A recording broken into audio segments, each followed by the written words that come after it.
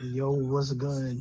Um, this is episode 1 of the Just Frame podcast. My name is Palm. my name, my name is Palm, and I'm joined by. It's that boy X. You already know Red X2213. And I'm here to party, get this shit started. And also my man's beside me here is So none other than the one and only, you know what I'm saying, Liquid. Holla at your boy. Say it's your homie Juice, you know what I'm saying? Uh Mega Juice man, Boneless Nuggets. These are my handles. AMBM Juice. If you pay with me taking, you probably call me ambulance. It's you good. gotta get into the Nuggets thing because I'm Yeah, Oh, confused the by that boneless one. nuggets. All right. So and you gotta you been remember, fat? you also No. you X wasn't there that day. All right. So one day, right, we was all fucking around, and we was talking Mm. about the time when we was talking about we was originally talking about the time when was Ryan was telling us how he wanted nuggets, but he wanted chicken Alfredo too. So he asked, "Can he get nugget Alfredo?" And he made chicken Alfredo with nuggets. I wasn't even mad at it. I'm like, I can't even get mad at you. I've definitely done shit like that before. But then Vern was telling us, no, Vern was trying to tell us something, and he accidentally said boneless nuggets, and it just became a thing from that day forward. So Bro. then I took it and I used it for my Call of Duty handle. my man was talking about boneless chicken. He's like, yeah, boneless nuggets. I'm like, nuggets don't come with Mm. no damn Mm. bone, bro. He's like, damn, my fault. Like, but yeah, that shit was definitely hilarious. Yeah. That's But straw. yeah, you also are Professor Hitbox, man. But Oh yeah, yeah. yeah, you Yeah, can't forget that. Yeah, yeah. Professor Hitbox. That's gonna be like, you know what I'm saying, when I do my deep dive fighting game analysis. I don't know. I might. It might just. I feel like I might extend it beyond fighting games and like, cause I want to do like I'm gonna start off with the fighting game shit, but eventually I want to like do like social commentary pieces on video games as a whole. Yeah. So I don't know. I feel like the moniker is going to start off fighting, but I feel like it might bleed into the other game things that I want to do and Sure. shit. That's understandable. Yeah, well, the first episode is gonna be an origins episode on how we came into video games or fighting games. Period. I'm Okay. gonna start it off with the first the the first system that I had was the Super Nintendo, right? Mm. And for the Super Nintendo, I remember playing either 3 to 4 games, and those games was Donkey Kong Country, F-Zero, Super Mario World, and Mortal Kombat 2. So Okay. Mortal Kombat 2 was like the very first fighting game that I played. And like just the like fatalities and the blood and just the certain special moves that it had, it made me want to play the game more. But back then I was just mashing the buttons and shit. But that's what got me into video games, and since then like I've been playing like super hard body. So it's just like it went from me playing that to getting a PlayStation. I didn't even know what the hell the PlayStation was. My mom got it. It was kind of like a departing gift because my mom and my dad got separated. Yeah. But then when I got the PlayStation, I got a demo disc, and the demo disc had Bloody Roar on there. I think it had Tomb Raider, and it had the this Gecko game that was on Into the PlayStation. Gex. Gex Yeah, into the Gecko. Gex. Remember Gex that on damn there. game. Yeah, and I think it has some racing game on there. I forgot what it was called, but Gran from then Turismo, probably. nah, it was the joint that you go from water to land. I forgot what it was Jet called. Spy Moto? Hunter? Oh, Spy Hunter. No, it wasn't Spy Hunter. It was a racing joint. I forgot what. What type of Jet Moto? vehicles? I'm about to say it Yeah, sound like Jet It was Moto. Jet Moto. It was Jet Moto. Okay. Yeah, Jet Moto. So I had that. I was playing. I'm not gonna lie. I was playing the shit out of Bloody Roar, and Hmm. that was probably the only version of that game that I had until my mom went and bought us all the games that we was really liking. Mm. And then from then on, I got the Dreamcast, and when I got the Dreamcast, I got we had another demo disc which had like Dead or Alive 2. It had a bunch of different games on there, but Dead or Alive 2 was like the first fighting game that I really learned how to play like hard body, and it was because my older brother was nice at it. He was a Ryu Hayabusa main, so Okay. he was like in training mode trying to figure out how to do like the counter where you throw him up in the air and do the Azuna drop. and it was just like he used to get the drop, but he didn't always get the spin, and he used to get pissed that he couldn't get the spin. I'm like, bro, you got the drop. He was like, but it's not the same. I want to get the spin. I was like, yeah, I feel that. But it was like my older brother in a lot of ways was teaching me how to switch up from high to low because my older brother was catching me with counters all the damn time. Yeah. I was just like, yo, what the fuck? Like, I can't just. And then he taught me like he showed me without telling me like, yo, you got to switch up from high to low because if I know this is coming, I'm gonna counter you each time. So that was the first fighting game that I learned from. That was from then, and then when I got older, when I got my PS2, and then when I came to Philly, I completely stopped playing because I felt like I got older, so I had to give it up, which was the wrong approach. And then when I think I turned 19. Yeah, when I turned 19, I bought a 360, not knowing the following year, the Xbox One and PS4 was gonna come out. So I got a 360. I got a 360 in 2012. Or was it 2013? No, I got it in 2012. And then when I got it in 2012, I bought Marvel 3, I bought 2K, and I bought all these other games, and I was playing the shit out of Marvel 3, and everything took off from there once I started hanging with Juice and X, and I really started playing fighting games hard body. So that's what got me into fighting games super crazy. And on top of going into the Dollar Movie Theater when I stayed in Georgia for a little bit and playing like Marvel 1, I stayed away from Third Strike. We're gonna come back to Third Strike later on, but I stayed away from Third Strike. We're playing Marvel 1 and shit. That's what made me want to play Marvel 3. But that's my story on how I got into fighting games. I always wanted to get into it, but it wasn't until I started hanging with Juice and Red X to the point where I started getting into it and taking it super seriously. No facts.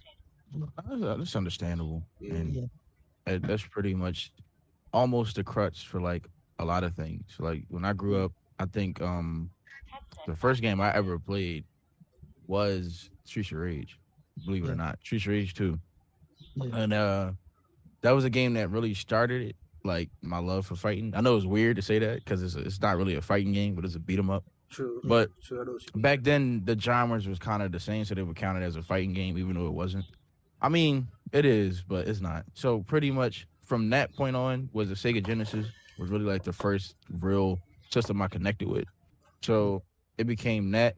I had a Super Nintendo because of my brother and Sega Genesis because my brother, and the PS1 was like all of ours. So the real first fighting game that I can really say, other than like Mortal Kombat and shit like that, that I really enjoyed was actually Tekken 3. So I played Tekken 3 with ironically enough, was Haoran was the first nigga I ever played with, first character. Honestly, it's hilarious to me because the person I ended up playing with after that is Jin. But he was my first main. It's weird for me to say that because I don't know. It was something about the way he kicked. And it was just like it flew. Like it is all culminated together when you play with him. We know. So, Catching yeah. a lot of feet to the face. That shit So- was wild. You like kicking niggas. He do. You and was so and that was ridiculous.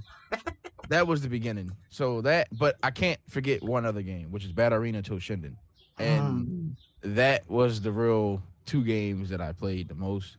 And I can't forget X vs Street Fighter, but Nice, that's man. near here or there because X vs Street Fighter, the one I played was the inferior version. So the PlayStation? PS1 version was just Ah, yeah, Oh, it man. was trash. So I had that Marvel Super vs Street Fighter, and I grew up playing that. Now, mind you, how you hear me say things about Street Fighter, but later on, I get into the reason why I end up becoming a Street Fighter player, which is weird. I never liked Street Fighter when I was a kid. Could never get into it. My brother would bust my ass all the time. I could never do it. Like I didn't understand it, but I could play Marvel vs. Capcom, could play X vs Street Fighter, all that. Just couldn't play Street Fighter by itself, which was weird to me at first. And then I think from that point on, as I got older, the first console I got was a Dreamcast. That was the very first console I ever owned. And I'll never forget kindergarten. Kids were talking about what they wanted for Christmas. I'll tell people Dreamcast. Everybody wanted a PS2. Nobody in my class, except for like 2 or 3 people, knew what a Dreamcast was. And it just felt weird that I was the only one like, yo, you don't know what a Sega is? Like, I felt like it was just like people were just playing games because they knew about a PlayStation and that was it. So Yeah. I think that was the first time I ever realized that like the stuff that I liked I was different from everybody. I guess is the way I could put it. Like Yeah. because people was too worried about PS2, and I didn't really care about a PS2. I wanted to Sega, so it was weird. Like, but on behold, one of the greatest consoles ever, great arcade ports, Marvel 2, CVS 2, the whole nine. Played all of it. Um, that was like the true beginning of fighting games, and then the next system was the Xbox, DOA, the whole shebang. It's a lot. Like, there's too many games that really announce off, and then I think the true game that really had me stuck it was Guilty Gear. Guilty Gear was a game that stood out for me the most on PlayStation. And it was the first game that I really like I dove deep into to try to figure out how mechanics work, how to do combos, and it's a game that nobody never knew about until now. I know it's weird saying that because how big Guilty Gear is now, but like it was a game that no one knew about, and it was just like the funnest game I ever played in my life. Had air combos, you can jump off of stuff, it had blood in it. It was like a mixture of Street Fighter, Mortal Kombat, 'cause they had like fatal kills, kind of, insta kills rather. It was blood all over the place, but it was like a fast-paced fighting game. It was totally different from anything that I was playing around at that time. So I think that's what really sparked the love for fighting games was Guilty Gear, which is crazy. But Tekken is the first game I played. So that's pretty much it. I didn't really surface in the arcades as much as a kid. I was dipping dabbling. Like I played Marvel 2 in arcades and Killer Instinct originally, like stuff like that. But damn, I forgot about that game too. That was one too. But I didn't play the Super Nintendo only because for that game. That's literally it, Killer Instinct.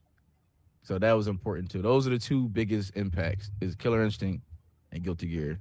Is the ones that really forced this game is crazy. You gotta try it. Combos. It's one of them hell of a games that's like unique, but no one never really played it.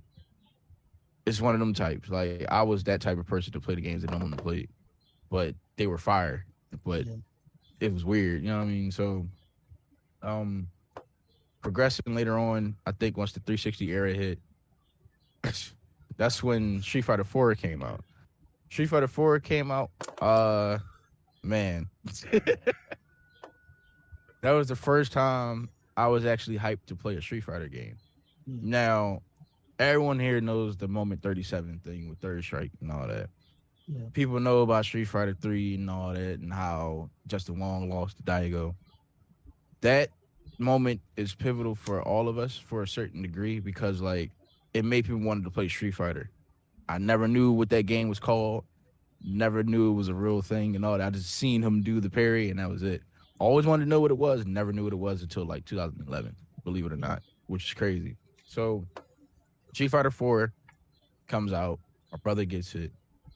And I just started playing Street Fighter heavy at around this part. Like, legitly just playing it, trying to figure it out, how mechanics work. And I would use Ken online because I didn't use it against him because that was his main character. So only online I knew how to play with Ken, but like offline I had no other character to play against because I ain't like doing mirror matches. I felt like it was doing too much. Like, just I had to figure it out on my own. So I had no character for Street Fighter like in person, but online I had a character which was Ken. That was a game that I took serious, and that's what kind of sparked the whole fighting game thing and what made me want to start taking fighting games more serious. So technically I would be an 09er and people would be like, yeah, whatever. But I never went to no tournaments, unfortunately, because I didn't do it around that time. And from there it progressed and made me want to start playing other games and then end up running into Juice and Palm during college years and just helped them get to this whole thing where we at now, pretty much. And they helped me thrive to be more upfront and going to tournaments and just doing what we had to do. So, yeah, that's the shortest I can give without it being too damn long. So, Man, my story was like this is it and this is the end. I'm like, damn, like I wish I'd have got a little bit deeper. But yeah. that shit is definitely dope, man. For real. Yeah. I don't like I try not to think about it, but when I start really thinking about it, those really were the two games that really had me playing the shit out of fighting games. Because I used to play Killer Instinct every day, so it was just that and then Guilty Gear. So it was just like and Tekken 3. So those three games are the games I played the most It's as a crazy kid. because the most like I talk to you every day. Yeah, I didn't know that Tekken 3 was like the first fighting game that you played, like that you really sat down and played. yeah. Like I That's knew me. you loved, yeah, I knew you Mm. loved a game, but I didn't know that was the first game that you played. Yeah, because like my brother played it, my sister played it. We all played it in the house. Like my mom played it. So we just sat down and played it. And then believe it or not, my sister was the person that found out about how to do Eddie thing. Cause she was just randomly pressing two buttons and found out that you can just do a bunch of combos with Eddie by hitting the Yeah, two kick buttons. She was the one that found that out. And that's what made Rich start playing with her. So when Rich started playing with him, he took it to a whole nother level and just busting our ass. And I couldn't play with Hara on no more. So I had to pick Jen. the nigga from Paris. The nigga, Exactly. like I wish we would have had that day recorded, yo, because like that was like Rich defining moment, yo. he was like, he was like, yo, remember when he put MK3 in the joint? He was Oh like, my yeah, god. he took it like this, and he just jammed it in there like this. I'm like, this We shit. always like I'm that shit like, ain't gonna work. it turned on, and then it turned on. I'm like, yo, this nigga is hilarious. Like, yeah, like yo, like when I tell you, like, I like this is crazy because I would have never thought that. I really would have thought it would have been like Killer Instinct, like Mm, first. I can't say that because Yeah, like I played Killer Instinct, but I wasn't as great as I am at it now. Like yeah, it wasn't until I started playing with like Cinder years later when I was like 7 or like 8. Then I was like, all right, cool. But like yeah, around that time, it was Tekken because I could play Tekken. Like yeah, mind you, the age that I was playing these games, I was like 4 years old playing Tekken. Like it wasn't Yeah. like I was like, you know what I mean? Like yeah, I grasped how to block. I'll do all that. Like I wasn't incompetent playing the game. It was just that like yeah, my brother would bust my ass a lot and my sister sometimes, but like most of the time it'd just be one of them things where I could play the game. yeah, But my adaptability when I was a kid was very easy, but it was just like it came fast to me, but it came slow at the same time, like how it is now. But like yeah, I picked up on certain things, but it's just things I didn't know about. So I just assumed that I was getting beat by like top notch stuff, but it was more so the simple things that I was getting beat by that I didn't realize. So that's what it usually was, like yeah, old school tactics and stuff that I don't know about because I don't know the buttons yet. That's usually what it was. And when I figured out the buttons and then try to stop it, it was just on my own accord of yeah. me messing up. Getting So, with a lot yeah, of heavy kicks, the heavy sweep and shit like that. yeah, like jump, jump a heavy kick sweep, Yeah, yeah, and start the Hadouken and then do it again. Like, come on, bro. Like when you're a kid, you don't think about it. You just be like, all right, well, maybe I'm just not doing nothing right. You know what I mean? Maybe they yeah, just good at it, but you don't realize you can hit with something simple like yeah. Or the main excuse, you cheating, you cheating. cheating. Yep. Like, this is like, nah. You're just not blocking it. Like, Yeah, it's crazy because like now that I see that, it's just hilarious to me. Like yeah, it's the simplest shit ever, and I'm getting hit by this. Like I shouldn't be, but it is what it is. yeah. So, But how Juice, about you, Juice? Uh, Yeah. okay, well, my first console was the Sega Master System. Mm. So my Yeah, first the fighting NES, game, yeah. So like my first fighting game, technically by default was that karate fight game. It was called Karate, I think, or some shit like that. And you play like this little karate man, and it's kind of like Street Fighter. It's literally like Street Fighter, but you play this karate man, and you fight. Karate champ. Yeah, That's what you playing. yeah, that was like so. Then like after that, the Super Nintendo come out or whatever, whatnot, and then my Mm, first fighting game. Well, so technically, well, like my first real fighting game, I guess would be Street Fighter 2, and mm, like I don't know, my sister, all right, my fighting game story is a little varied, but so I play Street Fighter 2. You know what I'm saying? I'm getting my ass bust by a computer because I ain't had nobody play with. I was like the older sibling. We had like different dads and shit. So I'm at my grandma's house, so my father's side, whatever. And like, I had cousins and shit like that, but like I was weird. Like like I had one of them situations where like my cousins were either way older than me to the point where they was like grown or like Yeah. babies. So like besides like Mike and a few others, but that was like that's later like but so like you know what I'm saying? That's so like I ain't really had nobody to play with, so like I just play the computer all the time and shit like that. Get my ass about the computer. You feel what I'm saying? Struggling, just throwing buttons out and shit. So then I was Mm-hmm. like, so one day I just got mad and I just started fucking like just fighting, playing aggressively. You just pressing anything, you moving all crazy. And I think I did a fireball. I think or I did DP. I did the DP. I was like, what the fuck was that? Well, I ain't say that, but you know what I'm saying? I was like, oh, so I tried to do it again, and then I did the fireball. I was like, whoa, like, what's this? So I still, like, I'm trying to figure out, and then, like, I like, damn, manual, game, manual. And I ain't gonna lie, from that day forward, I always read the manual of the game, like, no matter what type of game it was. But the manual, so I'm reading the manual, and they got the characters' moves and they shit how to do it. So I go straight to the review because that's what I was playing with the whole time. I never picked Ken. No bullshit. I picked this shit. I think I picked it. I tried other characters. Like I ain't even gonna. I'm gonna keep it a beam with you. I tried Gal. That shit wasn't working out. I'm like, what is this? I'm like, I'm trying. I couldn't get the charger off. I thought it was a course. I didn't know how it worked. I'm like, man, this character is stupid. And I said that shit. I left him alone. I tried to play other characters. I just went back to reading. And like, he's the only character I was able to figure out. But like, through figuring him out, I kind of like started learning how to play the game or whatever. But that was like, whenever I was going over there to play. So, but like in between that, like I used to like, it's weird because like, like, but before that, when I got my PlayStation, well, no, I was old enough. Yeah, so I used to go to barbershop to get my hair cut.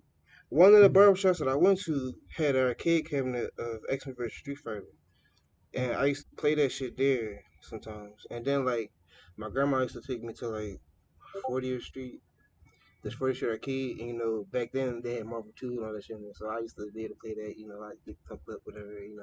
I just want to play Mega Man. You know what I'm saying? Mega Man, like oh shit, Mega Man there, like you know what I'm saying? Like it was crazy. Like I like a lot of like some fighting games. Some fighting games pulled me because of like the characters that I left from like other shit. And like that's kind of like how my love for fighting games built on top of like me, cause like I like fighting games, so like I played them and shit. So like, but like it wasn't until like, all right, all right. So I went to Blockbuster, right? With the Blockbuster. This one I had a 60. Blockbuster. Yeah, Whoa. Blockbuster. You know what I'm saying? The people don't know about Those don't Blockbuster. exist anymore, Facts. guys. You know what I'm saying? That the holy grail of rental anything. You know what I'm Hmm. saying? Blockbuster. But so we in Blockbuster. I had 64 around. This one I had 64. So I'm looking at the games and shit. So I see this game and shit. It's let's see, Super Smash Brothers and shit. The name is not like the name. I think like Super Smash Brothers. So like okay, and I like so I was intuitive. So I was like that sounds like a fighting game. So I'm looking at it. I see like on the cover, like on the because it wasn't the box, it was the cartridge. So the cartridge and shit. Is the sticker on.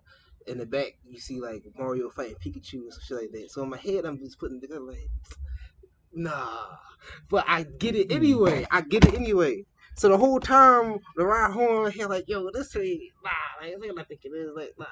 So I play it, and that's what it is, like, and I ain't gonna lie, like, that game, like, playing that shit, I used to play that shit every fucking day. And I used to be, to the point I just started playing practice mode, because I beat it, I unlocked all the characters, I fucking beat that story mode, or little arcade mode, show all the characters, shit, target mode, break targets, run the day. My favorite one was clean those 3 stages. It was break the targets. Wait, it was 2 break the targets, right? I think it Well, was for yeah. Melee, it is. I don't think it was for the first one. For the I first don't really one, remember the first one like that. Yeah. I think because no, I think it was only 2. Cause I think it was 2 or 3 midway points in between Yeah. the arcade mode. It might have been 2. I think it was 2. It might have been It 2. should be too. But one was break targets, and then another one was the run to the finish line, John. He said to run to the finish line. That shit was dope. My favorite one was the run to the finish line, John. I missed it. That Yeah. John was everything. I But love that one too. But you know what I'm saying. So I used to play that joint a lot. So I used to play. You know what I'm saying. So like fighting games has always been around me. Like so like because I skipped to because like I had a PlayStation. I got a 64 I had at home like, when I was like in my Okay. house, shit, or the grandma's house. That's where my Sega Master System, Super Nintendo, and PlayStation. That's where all that shit was at. So like on my PlayStation, no bullshit, PlayStation. For Christmas, 'cause I got it for Christmas gift. I had two copies of fucking Tekken from two different family members to like just got me a game as a gift. You know what I'm saying? Randomly, for the PlayStation. Or whatever. So that's how, and I think that's how I got Crash. I think because I saw the joint like, yeah, I want Crash. Whatever. That's how I got. What But about? yeah, you feel what I'm saying? But so like I always had Tekken and Tekken.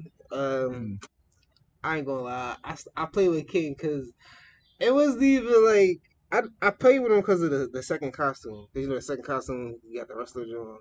I thought that Russia shit was John, dope, yeah. yeah. And so I was playing with him, but it got to the point in that game where I did the same thing, where it's like I just started playing with everybody because it's like, all right, I was playing. It's not like I was figuring them out because I didn't know how to really do shit. I know how to do the little combo joints or like hits and shit like that because I figured that out.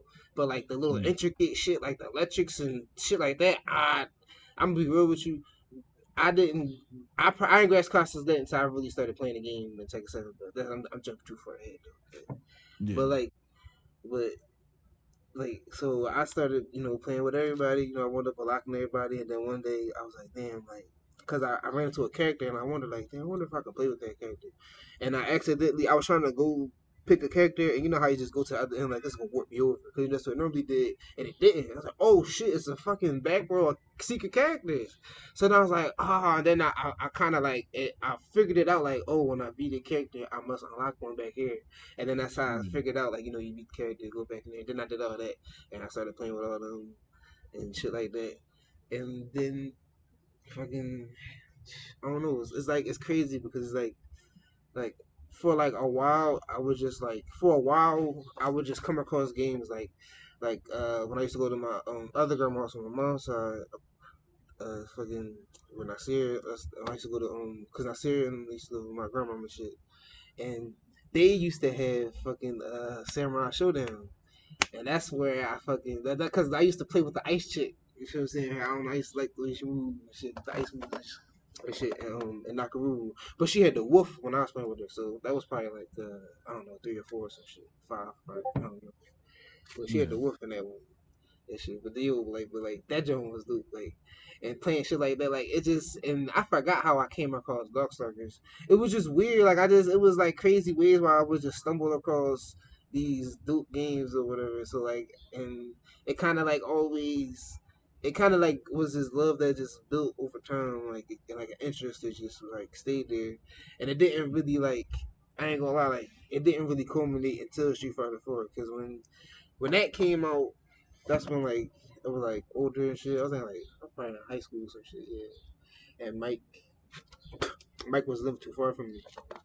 And that game came out and we played the fuck out of that game. We just played that game all No, fucking facts. day. Like I feel like that's one of the games. That's one of the games where I really sat down and like really tried to learn it. That and Daily Lanes. I almost forgot about that. I fucking skipped over that on the Xbox. Fucking Deadly Alliance. Oh man, yeah, that damn game, yo, dog. yeah. Like for real, bro. Like just yo, I learned all the combos. I learned the combo on each stairs, back to the sewer, and then back to the punch. Like fucking Scorpion. I learned everybody's fatalities, fucking game facts. Thank you, game facts. You know what I'm saying? For the fatality sheet, Yo, needed that. it, it's fucked up because people will never understand like the GTA and like looking up game codes for like fatalities. Like people will never Yo, understand that because now everything is like in the move list. Back then, you just had to be like, "Yo, how do you um, do this? Is that in the third?" Like you had No, to look I'm that be facts, drawing bro. up. I'm gonna be Yo, real Facts. with you. Like I didn't have a booklet, so what like me and my cousins used to do, like they had like a booklet with some of the cheat codes. We write them shits down on a piece of paper, and like mm-hmm. Facts. that paper used to go through hell, but we always knew where to find the shit with the cheat codes. So it was like, yo, like that shit is wild, and it's like the gun code is like it's crazy because the gun code on GTA is my childhood, and I never forget that shit. I never forgot the gun code on GTA, man. It's just looking for shit, and on top of that, it's like it wasn't really no practice mode like that. So what you had to do is literally have two controllers plugged up to practice some of the times, and that shit to me was just wild. Everything that we But had to see, do, all this, oh my bad. Continue. yeah, I'm sorry. everything that we had to do, from looking up cheat codes to practicing by ourselves, to having two controllers up so we can one controller being plugged in, the other one you're using, and then when they die, you gotta start again and do it all over again. That shit was wild. It was different back then. It was Yeah, definitely different. like Super different. yeah, man. Like the all right horror story. Like the geese like take type. I mean, like all right. So because you talking about the two controllers, right? I wasn't Mm, for that luxury in Super Nintendo, so I had to Yeah. fight the computer all the fucking time. Oh, yo, damn. Mm. yeah. But you know what I'm saying? Like I don't know. I feel like well, no, I feel like it. Uh, I speak on that. I'll speak on it in a minute. But back to the Street Fighter Four. So around that time, you know, I call that the renaissance of fighting games because when Street Fighter Four came, it like I felt like. When Street Fighter 4 came, that's when I started noticing all these other games because at that point in time I was on my quest for Melee because you know it was Melee. I didn't have a GameCube I didn't have I had an Xbox so I get a GameCube shit right. So you know, that was my path for it. But I eventually wanted to get in the GameCube shit, so you know I wanted to get to play all this good shit. So like at the time, like me and Mike was just going through hell and high water to find a fucking feasible working fucking GameCube disc for the fucking. Yeah, for GameCube, just for a copy of Melee, so we could play that shit. So we eventually found it, you know, and then all that's all happening. But then Street Fighter 4 happens, and like, oh, so you playing that, and then like I started noticing like King of Fighters 13 and shit. I ain't gonna lie, I'm keeping it big. I did not give 12 a chance, and I should have. I ain't gonna lie. No, I no, didn't get 12 to was a chance. trash. It was alright. Fuck it. Yeah, Fuck it. But you know what I'm 12 was saying? trash. I, and then I ain't gonna lie, Mike was playing Blaze Blue. He trying to get me attention. Like this one tough, bro. And like in my head when I was playing it, because I had Guilty Gear on my first Guilty Gear game. See, my first the reason why how I came about Guilty Gear is because I used to watch G4, and you know what? Take a sidebar real quick. Mm, You know what? Mm, All G4. right. before You know man. what? Take a sidebar real quick. How I wanna before I tell mine, I wanna know what was y'all how did y'all first come across the G4? Damn. You know, just All right, Uh, no, you know what? I If you, you know what, hold it, and we gonna that could be the next segment. You know what I'm saying? We going to, Cosby. but I got you. you know what I I'm remember saying. how I I finished. don't remember. That's All right, but Yeah. crazy. look, take your time, because you can remember, because I'm we gonna go through this. But you feel what I'm saying? I'm a so like do G4. I used to watch Cinematech. That's one of my favorite shows. That's my number one Cinema show. Tech. I put that over everything. Cinematech. I don't care. I ain't putting that over everything. I'm putting X-Play over everything. I'm sorry. Cinema Tech number 2 for me. Mm-mm. X-Play All right, what's your number X-Play. one? Mine's I X-Play. I would Oh, you say know Number what? one. yeah. Yeah, I would say yeah. X-Play. Thanks. I would say Number X-Play one. because X-Play was like I didn't even call it G4 at first. I used to call it, "Hey, yo, I'm about to watch X-Play. X-Play." Yeah. Exactly. So it's Yeah, like yeah, but but I cinema. feel What was I yeah. gonna say? Oh Yeah, man. I think with G4, from what I remember, G4 was literally an accident for me. I fell asleep. Facts. Yo. I fell asleep. That's like you fell asleep and you wake up and you see some shit about gaming, and then Yeah. you click on the shit. You like, yo, it's a whole channel. You like, I was throwed off, and the first, I don't remember what show I was watching. But when I woke up, they was literally had the segment, and everybody seen it, had a segment of this blind dude destroying everybody in Mortal Oh Kombat. yeah.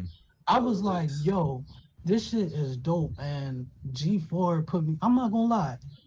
In San Andreas, I didn't know where the fuck the fucking two-player shit was at. G4 put me onto that shit. I'm not gonna lie, they showed you the tech where everything was at. They showed you different types of tech. It was like, I don't know, like I feel like G4 was really ahead of its time. It was really What? ahead of its time. Yeah. Like, yeah, so it's just like I like, and then I ain't gonna lie, like when I started seeing cops on there, I was like, oh man, what's going on? And then that's when I feel like they started transitioning and started putting other things on Spike TV. So it was Yeah. like the Gaming Awards from what I watched was on Spike TV. Because I watched a certain joint when they were showing off true crimes on Mm. Spike TV. But G4 was definitely my shit, man. I used to come home from school, it'd be like 6, 7, 8 o'clock, go right to G4. What's on G4? Between that and Noggin, because Noggin had all the old well, later at night it had all the like old school like Nickelodeon shit on there. It had Kablam and shit on there. So Yeah. it was between even watching Noggin and watching G4. Yeah, That's how I got introduced to it. true. Yeah, so I think fucking the way that I got introduced to G4 was we had just got DirecTV. Yeah. Yeah, Eh, yeah, So I watched it on DirecTV man, also. listen, yeah. early thousand DirecTV was horrible, guys. Like literally, The like rain, if it Jungle would Jack. rain or a little drizzle, it would knock the whole signal out. Like Yo, facts. your TV was done. Like you had to wait till it start raining or go to another channel and hope that channel's still working. That's how crazy it was. Like now, if you got DirecTV, I think they still use the dish, but if they don't use it, it's way better than it was because I had it at one point. But like, man, listen, I think my dad stumbled upon G4, and he was the one that told us about it. 'Cause I think he was just flicking through the channels one day after watching football or something, and it just popped on. He told us like it's a channel on there. And he called us downstairs, and we ended up watching it. And then we remember what channel it was. I think it was like 160 something. That was like it was like a high number. Like I couldn't even think like the channels go that high around that time because it was like early thousand TV. So TV was still young. So it was like so the whole John was like, all right, G4 was on there. We watched the X Play. It had like a whole like marathon of just X Play at one point. So we watched that. They said there's on like arena time on there where it was like people would build like little machines and stuff, and they would battle them like in the arena, John. Yeah. And that John was fire because it used to be like the most random John. Like somebody made like one with like a sludge hammer on top, which was cheating, but we ain't gonna talk Facts. about that. Oh And just yeah. with sludge hammering Jones with a and it was wild seeing certain Jones win. You would think this one would win, but they would lose. Like it was dope It to see like was. people really like build these machines and like actually go and fight them. Like you know what I mean? It was hilarious, but Yeah. It was Battle I Bots before Battle Bots. pretty Yeah, much yeah. it was. And then they also had like this other thing on here. This is how I first found out about MLG. And this was like early thousands going to like 2002 probably. So Halo 1 was still out. The Halo 2 wasn't out yet. So they had like this weird channel on G4, well, this weird show on G4 where they had tournaments in like different games. So they had like Halo, I think they had like because they was playing the PC version. So it was Halo, probably Counter Strike and Team Fortress or something was on there. And like then later on, I think like around 05 ish is when they started really having Halo 2 on there. And then Guilty Gear was on there. And that's how I seen the first like introduction to like a fighting game tournament was from G4, which honestly like to watch it on TV was from that because they played different games. I forgot what the name of the show was, but it was like MLG was like the beginning of that because they used to call it MLG, like whatever they was playing, but it wasn't the full MLG that it is now. So like that was like the early beginnings of like MLG and like the seeing video games being played on TV as like tournament setting for Yeah. me, computer Yeah. wise and fighting game wise. So it was like, all right, yeah, G4 was like super ahead of their time. Cinematech was crazy. Then they had like Cold Monkeys later on, which I was watching Oh heavy. yeah. And then like they just had like a bunch of like unique shows that they made, and then like they also just had a bunch of stuff for games on there. And ironically enough, they had this one tech thing on there where they taught people how to mod the Xbox, and I'll never forget that, John. Like in this show, I never seen it again. I forgot what it was called, and it's come on real early, and they tell you about all the new computer parts that was coming out. They should tell you everything, how to where this came from, how to mod stuff. They brought the board that modded the Xbox in and tell you how he soft modded it, how he did all this stuff, and how he got this. Like it was, they was teaching you tech, like how to do computer stuff, and it was just we ain't gonna never get a channel like that that was that Yeah. intuitive because like it was too crazy at one point. Like It yo, was. like It it's was really really ahead of its time. That's the thing, and I guess they didn't know. I How to guess they really didn't market know. it. Yeah, I guess they didn't really know how to market it. But like a lot of people that were really into games I was was watching it watching it. because yeah. And I thought I was. It's crazy because I thought I was the only one Mm-mm. watching it. I didn't know other people really got into it like how I got into it. And it was just like I was like, damn, like I never thought that it would be like a channel for video Yeah. games. Like that shit was dope. Yeah, but oh yeah, but no, it's funny. The way I got into it is like you said, like I woke up one morning. No, I woke up in the middle of the night, and and it was Filter was on with Diane Mazoda. I never forget this. I always remember that shit, the Asian shit. Filter shit. It was the top 10 show where it'd be like top 10 this, top 10 that. In a lot of ways, that's like the first top 10 show. Like that's like the first top 10 show in a lot of ways. Like I never seen that. Like it was the first time I ever like seen some shit like that, at least on TV or whatnot. Yeah. Yeah. And like that's what brought me like well that's what like brought me to the show. But then like it was going off and shit like 'cause it was like there at the end of the show. Whatever. And then Yeah. Cinematech came on just after this, and like I just like after that, it's just like how you said everything like you said. I'm like you were saying, like it's a whole TV, like it's a channel, like the fuck. You know what I'm saying Yeah. like then just like blew me away and shit. But that's how I learned about Guilty Gear. You feel me? Like it was a trailer of one because you know they would play the trailers and it was like Guilty Gear. It was Guilty Gear Double X. That's what it's called. Yeah, Double X. Low. Yeah. Yeah, loaded, right? Yeah, loaded. I Yeah. think that's it. Double X loaded. It was that joint, and it was a trailer. I'm looking at this shit. I'm like, oh, this shit look crazy. And in my head, I'm like, I wonder if this probably like a fight game or something. So like, from there, I just searched the game. But honestly, Cinematic put me on a lot of shit. I'm not even gonna hold you like on a lot of shit. But like, that's how I started playing Guilty Gear and shit. So like, that was my first game. Like, that was my first Guilty Gear game, and I on the Xbox. And in that game, I played with Soul Bad Guy first. You know what I'm saying? Because it's like Soul Bad Guy. Like, what? I was like, yeah, of course I'm gonna play with this nigga. You know what I'm saying? But I like the key, like, cause the trailer, the way the trailer was like, remember the double X trailer, was dope as shit. And like, Yeah. I fuck like the trailer, I was actually fucking with both of them. So like, I'm gonna play both these niggas. So like after I played with Soul, like, oh, you dope, yeah, like him. So then I started playing with Key. I'm like, damn, this nigga dope too. Like, so then like I just started picking everybody because I was intrigued because I just wanted to. I was like, you know how you like, damn, like if these niggas like this, I wonder what the rest of the characters could be like.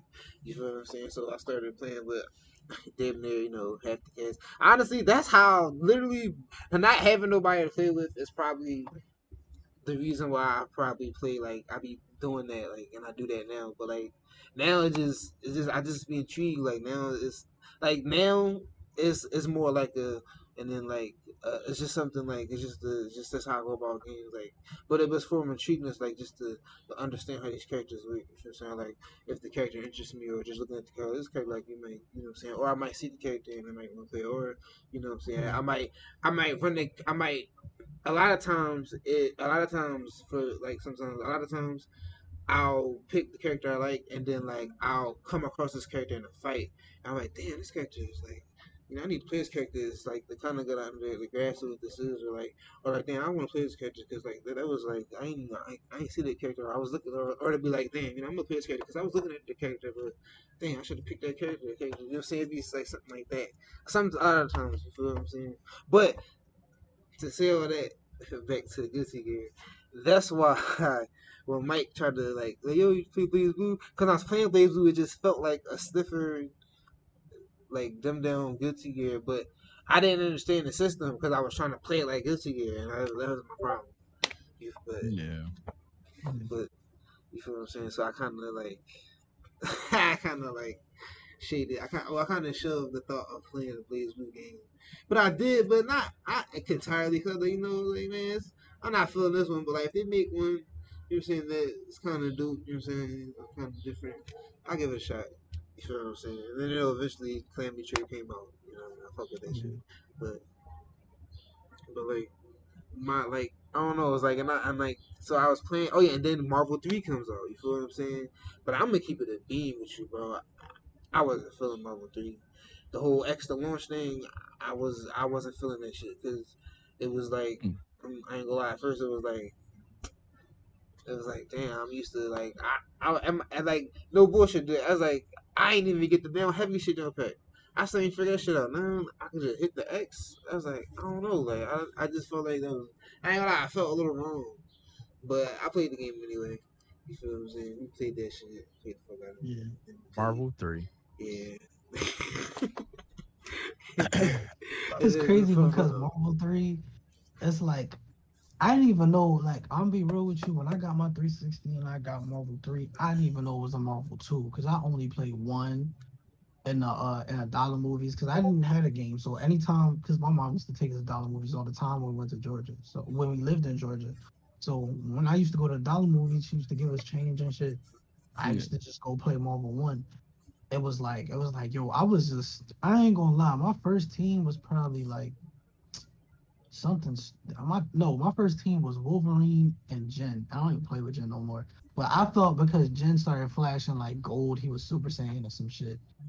So that's what made me want to play with that character that at that point. And on top of that, it's like I would do the super move on purpose. I mean, on accident. And then you know how like when you do the super, you see like the avalanche or you see like space and Yeah. shit like that. I'm like, yo, this shit is dope. And I shouldn't even been playing that game because like I said, if you battle with epilepsy at the beginning, that you shouldn't play it.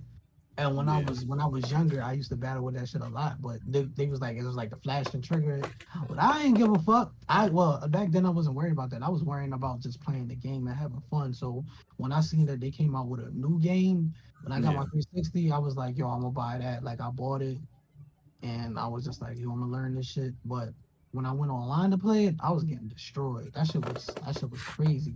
And it's just like No. and it was later along the lifespan of the 360, but I literally had got the white one. I didn't get the black one, even though I could have got the black one. It went on sale, so I said, "Fuck it, I'm gonna get the white one," and I got it. And I had to use LAN cable, and I didn't know how important an Ethernet cord was. And then I was just like, "Damn, I can't use Wi-Fi," so I was just using cable the entire time. I had this small little cable, and I had to like push my 360 all the way close so it could be super close to the Oh cable or man. whatever because I had a small yellow cable. So I was like, all right, like, and then it was crazy because I remember coming home from work and my brother was playing that shit, fucking destroying people on there. My brother actually was going through the trials, learning the shit. I said fuck the trials because I couldn't do a quarter circle because I didn't know how to properly do it, and Yeah. I was just like, how the fuck you supposed to do this motion? And then I'm literally pressing the motion. Like I'm not doing a quarter circle. I'm just pressing the motion. Like this shit ain't working. But that was how I got into Marvel 3. Marvel 3 to me wasn't really a bad experience until I started learning, until I really started playing fighting games in 2015 and learning all the older fighting games and playing Marvel 3 back. It was like, all right, I was like, now I can't really play this game. But I wanted that you still got your origin story going? I actually wanted to wrap it up All right. Yeah. because I Go feel like I'm Yeah. teetering too long. Yeah. But to to say like we're really like so like to say like my fighting game path is kind of like this fighting game has always been around me. Like I've always just been playing fighting games, but like I ain't gonna lie, you know, like you said, the moment 37 is the that's what really like that's what really made me like gain a love of understanding the fighting games beyond Yeah. a different level because it was like because like I played Third Strike before that like so like I played the game and shit you know explain it you know what I'm saying me and Mike used to play Third Strike all the time we had a rivalry it was funny because we had a rivalry we always had a rivalry fighting games but like we had a rivalry in that game but he used to play Buki like I played the Buki and he played like Makoto so it was funny because the characters was rivals too so it was like it was dope Yeah.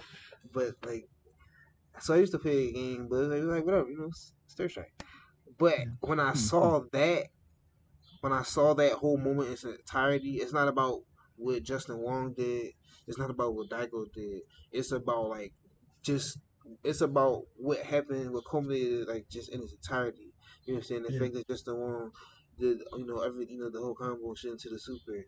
You feel what I'm saying? The way he did, and then the fact that he parried it the way he did, and then countered with a super of his own. Like all of that just blew me away, and it just like it made me realize that like I could be playing fighting games on a way deeper level. Like there's a way deeper level to fighting games than I thought, and like it was like a Pandora's box. And then like Yeah, from there, I just, as you said, went on my path.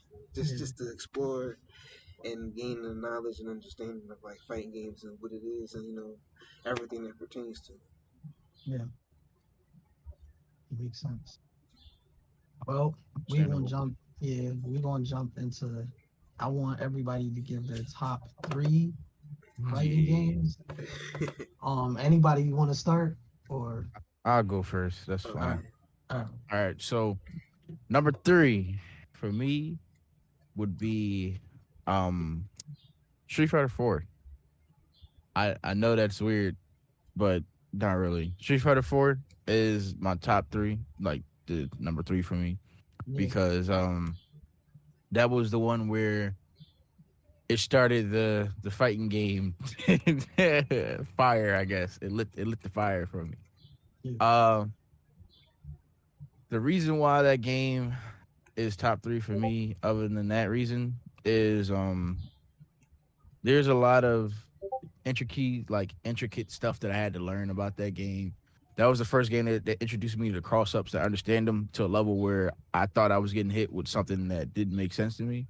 Like I'm like, how are they jumping over me and kicking me, and I'm getting hit? Like it, it's a game that slowed down something that I was seeing that was fast paced.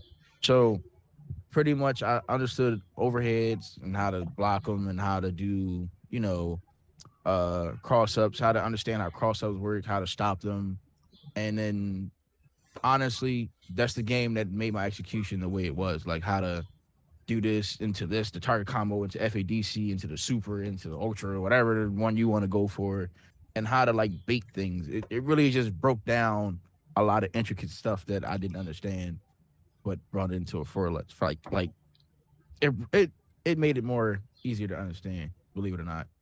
Um, the biggest gripe that I can understand now after playing it at a higher level, and I understand why people hated it, is focus attack. Because if someone jumps and you focus attack, it's an automatic crumble. Especially if they jump and then they do a move and you're already charging a focus attack. As soon as they come down, as armor hit, boom, they're getting crumbled, and that person takes their turn back. So I can understand why people hate Street Fighter 4 to a certain degree with that.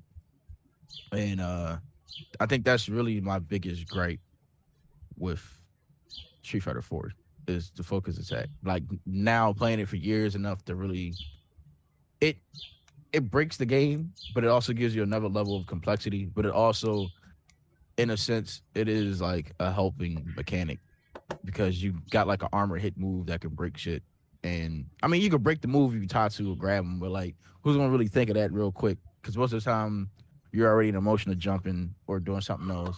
You're not gonna wake up DP all the time because they could bait it with the dash cancel. So like, there's a lot of mind games to it, but that's also where I feel like the the plateau for a lot of people is focus attack because yeah, it's super important. Like, yeah.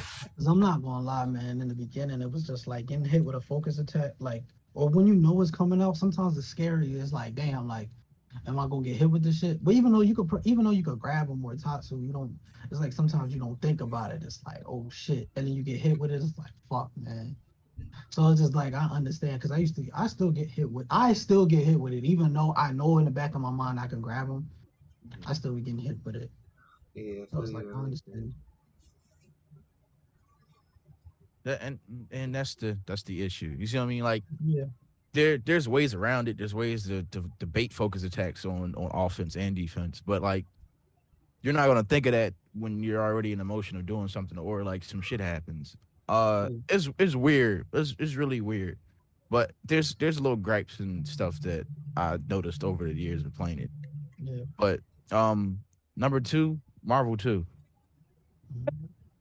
Marvel 2 is that is that's my it's the middle ground for me. Because going back to Marvel 3, uh Marvel 3 actually did the opposite for me, where I knew that it was an easier game, but I waited for that game for what 17, 16 years, whatever, however long it took for Marvel 3 to come out. And Marvel 3 was one of them things where, like how Juice said, I didn't understand how to do the crouch and heavy launch into jump, air combo, none of that. I just played it like kind of like Street Fighter, believe it or not. But just it was a dash and I could do supers easier, which is understandable as a kid. So when you get to it, you start realizing like there was a launcher, there's a way to do certain things. Like I had the air combo, but it wasn't connecting all the time. I'll get it here and there. And then um looking at Marvel 3, how this would connect if I would hit the button and I would jump. It made me realize looking at the animation that they were doing, and I remembered what animation it was, and I went back and did it on Marvel 2. So it's a point where a game that was easier made me understand an older game way better than that I could think at the time. So Marvel 3 had the I call it the around the world buttons or magic series, whatever you want to call it, light, medium, heavy, and then the launcher. So the X button is the launcher, A button depending on whatever you're playing on. And you would just launch them, do another air combo around the world, knock them back down. So once you kind of figure that out, that's basic. Like, all right, I could do this. You look at how they would launch them, and you know that the launcher is usually down and like a heavy button on Marvel 2, or wherever the case may be, Marvel 1, whatever one you playing, don't matter. Old school, you hit down, or just crouch down forward, or even just down and then the heavy button, boom, they launch them or whatever. Not everyone has that though. So that's the one thing that I think that didn't click with me as a kid. Like, why doesn't everyone have this particular launch, or like Ryu has it and stuff like that? But it's just like now seeing it in action in an easier game, and it broke it down for me to understand it in a game that's way harder, to a sense where it was probably easy back then, but it didn't click. That game helped a lot of things click for me when it came to fighting games. And I know it's the hated game, and I hate Marvel 3 as well because of Foot Dive Mania and Nova and Virgil and all the other craziness mechanics. The fucking X Factor is the biggest one. But like beyond that, the game did teach me how to do stuff, and I was crowned the king of Marvel 3 at my crib because of this. And they just couldn't beat me. My brother couldn't beat me. I was getting my ass whooped for years by my brother, my friend Reek. Everybody that played me in games as a kid, I was beating them. But there's another game that comes into that too, but I'll get into that later. And that was the game that unlocked a lot of understanding for me. And that's why I kind of I'm not really mad at Marvel 3. I just wish that it could have been like how Marvel Infinite was. If Marvel 3 had the Marvel Infinite buttons, but the roster, that game would have probably been fire. Like, but Yeah. the only downside is that it was simpler, but it had the visual effects that this is a game that you wanted for years, for me at least. So I was content with that. And then number one for me is hard, but I'm just gonna say Guilty Gear series. I was gonna say Killer Instinct, but I thought that was too simple. So Guilty Gear. I feel like that plays a heavier. It plays a heavier thing for me, like a heavier role than Killer Instinct. Killer Instinct was the start, and Killer Instinct 3 is my favorite game of all time. That's hands down. But Guilty Gear is my number one favorite fighting game. That was the one game that I knew off the rip that I was good at. Like, no bullshit, and could understand the mechanics. And was seeing things that I didn't understand, like how frame data works, how this, that, and it work. Why was this working? Why was I getting hit with this? And it made me look at stuff easier. But not only that, it's like playing an X-Men versus Street Fighter or Marvel 2 game without it being a tag team game, which is something that I want. Is a game where it's fast like Marvel 2, but it's one-on-one. And that was just like amazing to me, because you got the combo potential of Marvel craziness, and then you got the air dashes, the air blocks, the extra defense, the Roman cancels. There's a bunch of stuff in that game that just, it gives you freedom. I can say that for Killer Instinct 3, but I can't say it for the rest of Killer Instinct. So that's why I won't make that number one. Like Guilty Gear is a game where you literally can play any way that you want to me. Doesn't matter. I agree. Doesn't matter who you play with. You can be a zoner and you can still rush them down if you have to. You can do this, then the third to keep them out the way. You can cancel your moves. It just lets you be yourself. even though I know Strive took away a lot of move sets, to me that still has that there, regardless of the situation. I know it's probably because Soul, but beyond that, even when I play Chip, it's still the same thing. So it's just like I feel like that's a game to me where it's always going to connect because it allows me to be creative. I said creativity allows me to be creative. It allows me to show off certain things of certain characters that wasn't possible. You could make it possible with the resource. It gives you what you need if you give it what it needs. It's like this is gonna be a weird analogy, but it's like a plant. If you water it enough, it'll give you what you need. And that's what it is. If you know how to manage your resources, you know how to manage your distance, your spacing, you know how to do everything, it's going to give you what you want. But you have to take time and you have to persevere and you have to really give it your all in that game. And that's why it's my top game series. Yeah. I ain't surprised about Guilty Gear. I'm not. I really, because I know. I knew that was gonna be like it's crazy because I knew it was gonna be in your top three, but I didn't like. I thought Street Fighter 4 was gonna be one, Mm-mm. but I ain't know like. But I knew they both was gonna be in your top three, Mm. but I didn't know. I kind of knew your top three was gonna be both.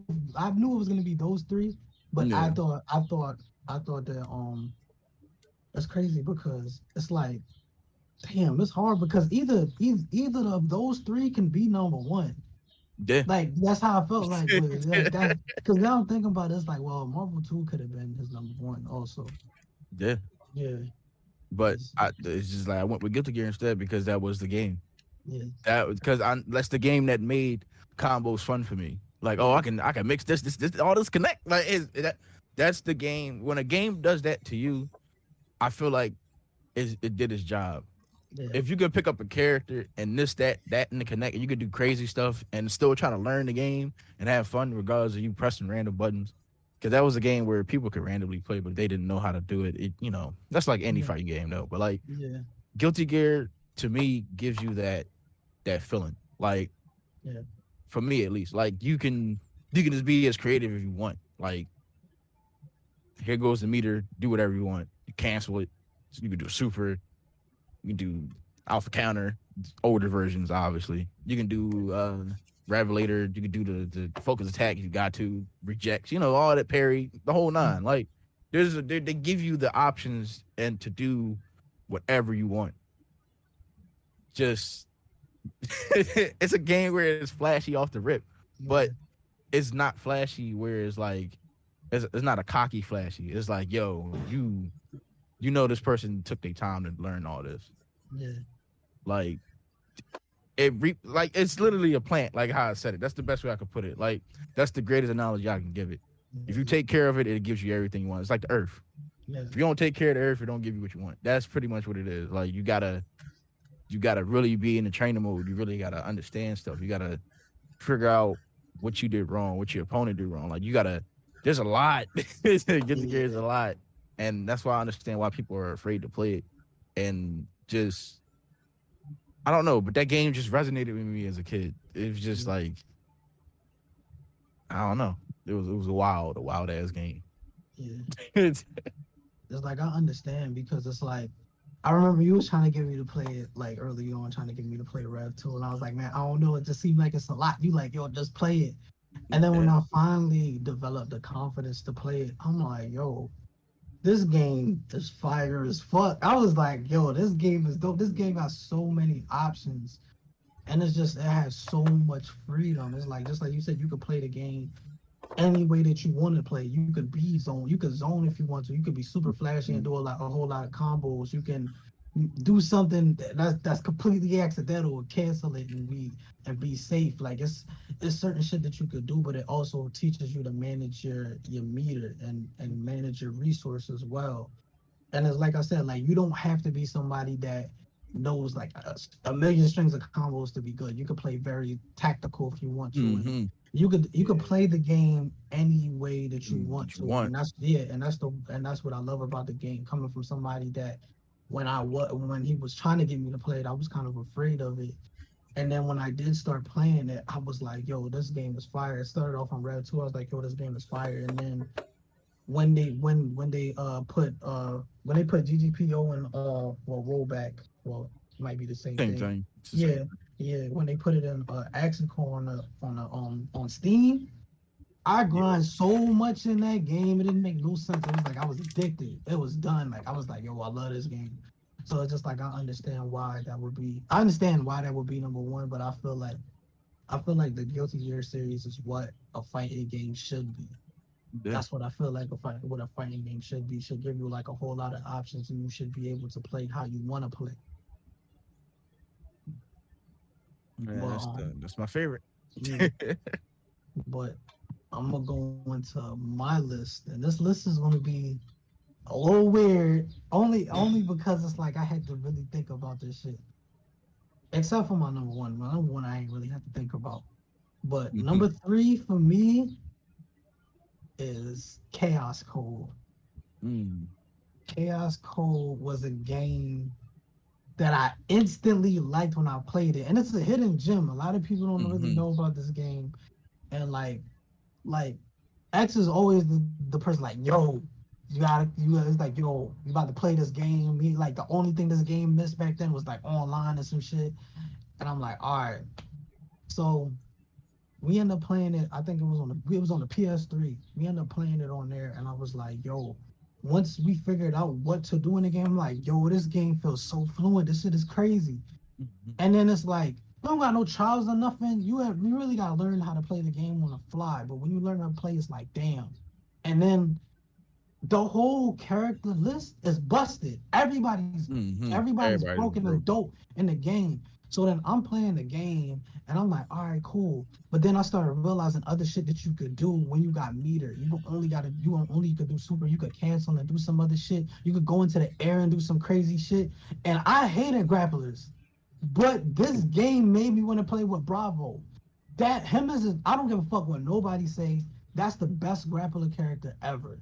Like No, fact. Bravo is fucking dope. This man, like, yo, he got Larius with place. He is a chef. I mean, That's a chefing fucking it up. chefing it up, putting you in the pot of Leo, slamming you down. Like Mm-hmm. that Not the nigga is Leo. yeah, that man is fucking dope, man. Like he make the game, he make him as a grappler dope. And like, yo, I love that game. There's so much freedom in the game. And then if you watch the Japanese tournaments in the game, you can see how far the game could go as far as the broken shit that you can do in the game, which I'm still learning in the game. I'm like, damn, the game got this, it has defensive options, it has a bunch of shit in the game. The game is completely busted and the freedom is ridiculous. Mm-hmm. It's ridiculous. The movement is OD. It's just everything about the game I love. I don't have no gripe against the game. The only thing is, and the crazy thing about it, the game is super broken and the game ain't even finished.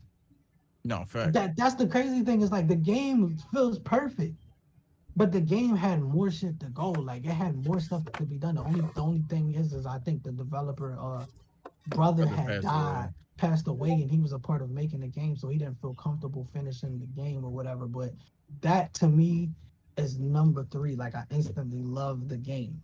Mm-hmm. Number two is the surprise, but not Nah, at the same time. Number two is hmm. Tekken 7. I'm not surprised. Yeah, Yeah.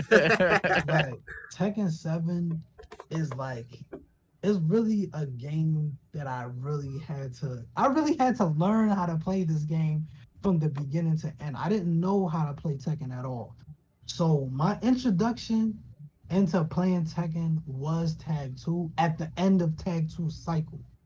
Mm. Like so when we first played Tag 2, when I first played Tag 2 it was with Juice at first. He was playing on like a port on like the Wii U version or whatever, which was cool, but it didn't make me want to dive into Tekken Crazy. What made me want to dive into Tekken Crazy was a night we played Tag 2 on a 360 and I was getting destroyed. I was getting destroyed so badly, I went to sleep.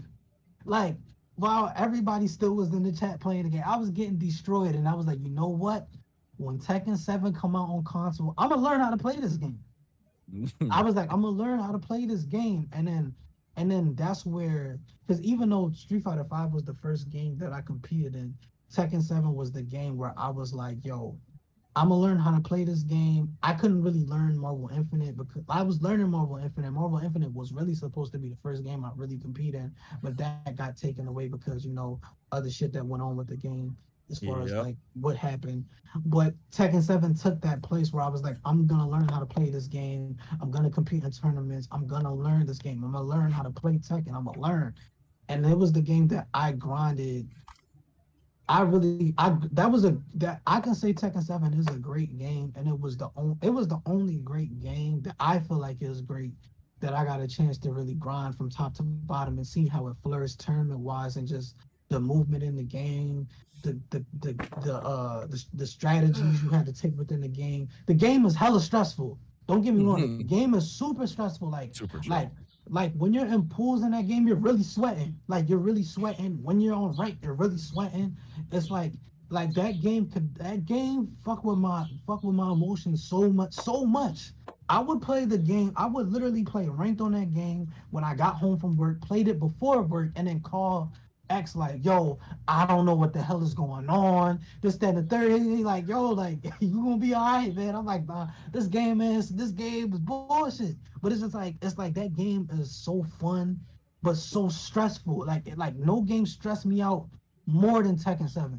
That game Wow. stresses me out, but like I can say with that game, I watched my potential get higher within that game through competing at our local tournaments. Like I didn't have moments there where it was like, damn, like just getting further than what I thought I was gonna get in a 16-man tournament to like everybody wanting to see me win and getting fifth place at a 16-man tournament meant so much to me, especially within that game.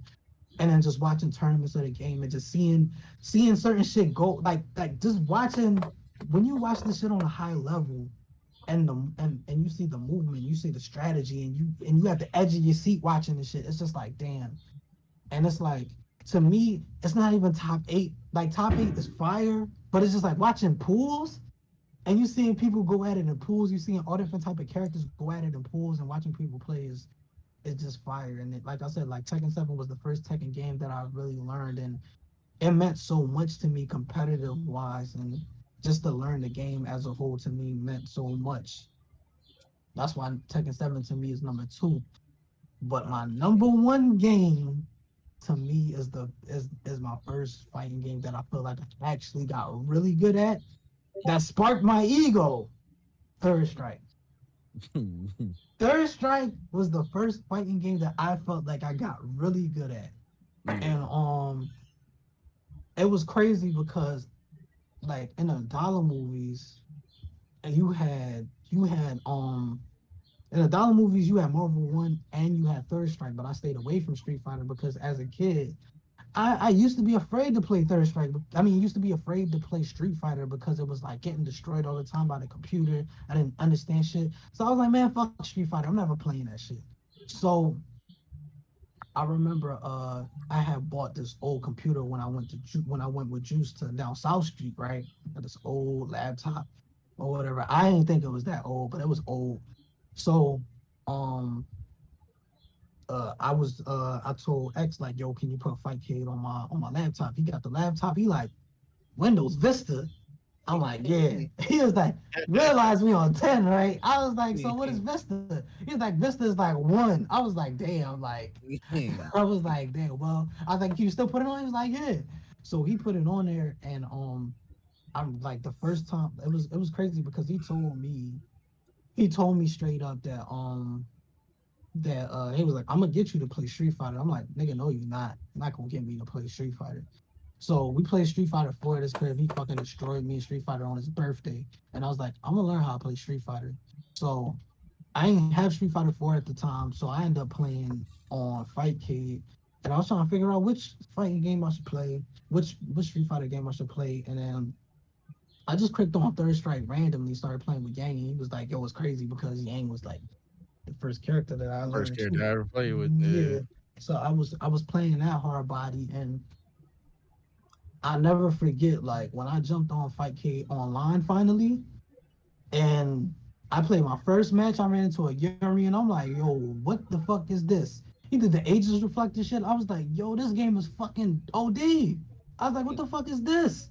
I was like, yo, like this isn't Street Fighter. I was like, this is wild. So like I didn't know what the parry system was. Like X showed me like the Daigo parry, and I was like, yo, I gotta learn this game. So I started grinding in that game all the time. Like I would go to work, fight Cade. I would bring my laptop to work and put like I would literally put the airports like because I worked at the airport. I would literally put the airport's Wi-Fi on to play Third Strike. I would bring my controller and I would play Third Strike. I played Third Strike nonstop. It was bad. I play Third Strike nonstop. Go to Juice crib, play Third Strike. Come home, play Third Strike. Go to X crib, play Third Strike. I would play Third Strike every fucking day. I was addicted to that game. I would play, and it's crazy because people be like, "Yo, Third Strike a dead game," which people gotta stop saying that dead game shit. I would literally play Third Strike from top to bottom, and it made me more. To me, it made me more strategic in any fighting game. Like it made me super strategic, and I didn't realize Third Strike was like a strategic fighting game. Like I didn't realize it was that strategic because he was trying to get me to play Street Fighter 4. He was like, you don't realize that you're playing the hard Street Fighter game. And I was like, it don't seem like that for me. But It's then like, actually, yeah, so it's just like playing like Third Strike is number one for me and it made me grind hard in any fighting game that I played. And it made me like I always felt like I had to take losses to get better, but it reinforced that because I didn't care, like just going on Fightcade and just playing Third Strike Hard Body and then getting the 360 again to playing that, to playing it on 360, playing the online edition, which to me is still like the best version the to play best on. version of Third Strike. I don't Yeah, care. Nobody say yeah. the So best it's just version. like Third Strike to me is number one. I love that game. That game, like I'm telling you, like I'm gonna be competing in Third Strike Hard Body. Once everything gets settled, I'm gonna be competing in Third Strike Hard Body. I love that game. It's number one for me. It's the first fighting game I felt like I actually really got good at, and that's my number one. Well, Juice. Don't be okay. sad. I hear. I hear. I'm just listening. Just listening. Yeah. My number three is Smash. Whoa. It's number Which three. one? Which one? Or the Just series? period. This Yeah, period, just a so, series. Just a Okay. Smash series because yeah, I don't like one, but I like all of them. There's one I don't like. I'm not gonna go into the logistics of that, but you know what I'm saying. yeah, Smash is number three because in a lot of ways, Smash Smash is the first game. No bullshit. Smash is the first game that I technically labbed in. Like it's the first game.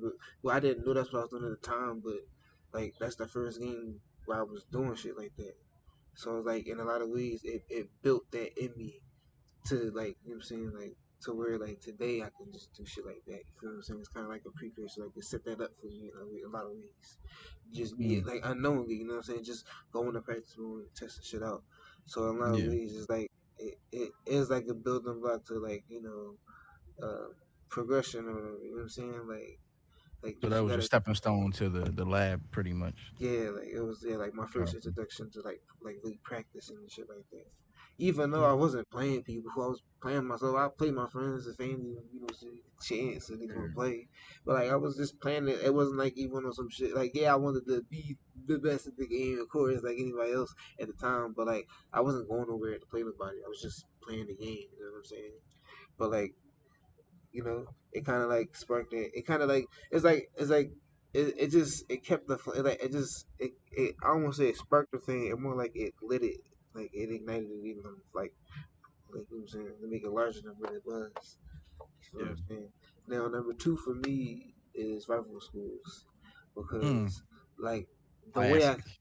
yeah like the way I came up it's and once again it's like yo stumbling across like I mean there's people can still experience this but like the yo the joy of stumbling across a hidden gem unexpectedly is just it's one of the Yeah, so it's yeah it's like yeah, you feel it's like an yeah, oasis in a desert you know what I'm saying and sometimes it's not even an hmm oasis in a desert sometimes it's like in a bustling magical city but like you take this wrong turn but you in a whole new world now it's like what the fuck like I'm literally in a whole different dimension like what is this like it's that's how like the and Guilty that's Gear was for me. yo, you I feel what I'm saying? understand. Like, and that's what yeah. it was like playing rival schools, like, and because the game was amazing, and like just like everything about the game, like, and it's like and just. So I just really love that game. Like I just have like that's that game that like you put me on an island, uh, give me that. You gonna go that deep for that? I ain't gonna, you know what? I ain't gonna go that. I ain't gonna go that deep. I ain't gonna go that deep. You But say you put me on an island, just give me Robert School, all man. right, no, no, Come no, no. I ain't gonna go that deep. But if I had to make a time capsule, for like, Mm. and I had to incorporate stuff for Capcom, I would toss that in there because of what it links to and how it could just culminate and like be a snowball effect to like everything about Capcom. Sure. You feel what No, I'm saying? In a I good way. understand. Like, but I like, understand completely. but and number one is it's kind of hard. Like I wanted to. All Mm. right, so look, I'm just honorable mention real quick. I wanted to say Tekken 7, but the reason why I wanted to say Tekken 7 because I didn't. But the reason why I wanted to say Tekken 7 is because Tekken 7 was like a culmination of like just everything. Like I feel like kind of like Upon said from like for me that was the game where like that for me that was the game where like I wanted to like really get good at it and be competitive and go like because don't get me wrong I wanted to do that in Smash and Melee but I felt like I didn't feel like the scene was dead. I felt like I didn't know how big the Smash scene was in Pennsylvania. You feel what I'm saying? So I felt like I would never probably get a chance to even like play anybody because this shit is probably like nowhere near me. So like Yeah. I kind of like I never stopped playing the game, but it's kind of I just took it as talking as it is what it is, whatever. So like when you know what I'm saying when seven was like because I didn't get the PS4 I was against it. I was like it's PS4 whatever. So I'm gonna get this on. To be real with you, I was going to play Street Fighter 5 and go hard body in that joint. Cause you like four that was my test of waters. Me learning a little bit. So but I didn't really deep dive into it for Yeah. like you know what I'm saying like and like I said I was gonna do that with five. I was gonna do five, seven other shit. And what I was gonna do with five and having seven like kind of in the back burner because Street Fighter, you know what I'm saying? But Yeah. five, I'm not gonna get into that. We're not gonna do it, you know what I'm saying? But five, it is what it is, you know what I'm saying? So I was like, fuck it, then double my efforts in the seven, and then like that was the game where I really, it really like that was like I feel like that was my like real beginning. Not like I don't say that real beginning, but like you know what I'm saying? Like I don't know how to explain it, but like that's when I really Well, was our like first tournament settings beginning yeah, pretty much. cause like on. I started going because like I was always playing the older games, but I started going back with that set in mind. Like so now like I'm like is even though some level I am trying to maybe go to tournament in those games, but like just playing them now, I'm just looking at them like just going in the lab in those games now, really figuring shit out like just applying it to Yeah. everything like Tekken like through Tekken 7, I put like like the monster that I came into Tekken 7 with is like now because of that I kind of go into every fighting game like that. Like even if I don't plan to be on tournament shit, I now like whenever I go into fighting game, I always look at it like that. You know what I'm saying? Like it's learning, the practice, the labbing, and all that stuff. You feel what I'm Yeah. saying? But I feel like part of that. I felt, but I wanted to put Smash in here somewhere because it plays a part in that. You feel what I'm saying? In Yeah. terms of the lab and shit, and that's why I had to put it at number three. And I wanted to put that at number one, but I had to make it an honorable mention. But my true number one is the Alpha series, is Street Fighter. More importantly, the Street Fighter Alpha, the Street Fighter Alpha series. Period. You feel what I'm saying? Because that game is like I love that game. Like me and Mike used to just play that game all the fucking time. And then I'm a lore junkie and shit. So like I always wanted to like I was always trying to get to the bottom of who fucking Charlie was and the whole Blanca shit and all that bullshit. And then when I found out who he was and he got gunned down, like that shit was crazy. Like the story and everything was just dope. Like I just remember like me him just playing that shit. Hot summers in the fucking front porch thing. It's like a front porch. You like a front porch thing where it's like you walk into it like with a door and all that. I don't know what you call it. I forgot what you call it, but like we would just be out there all day just playing fucking outfit, all the outfits, 2, 3. You know what I'm saying? Like it's like that, and the Alpha series in a nutshell solidified my love for Street Fighter. Like those, like that's the series that really made me fall in love with the Street Fighter series. Damn. Yeah, so it's like those are like those are my top three. Plus my honorable I'm, mention.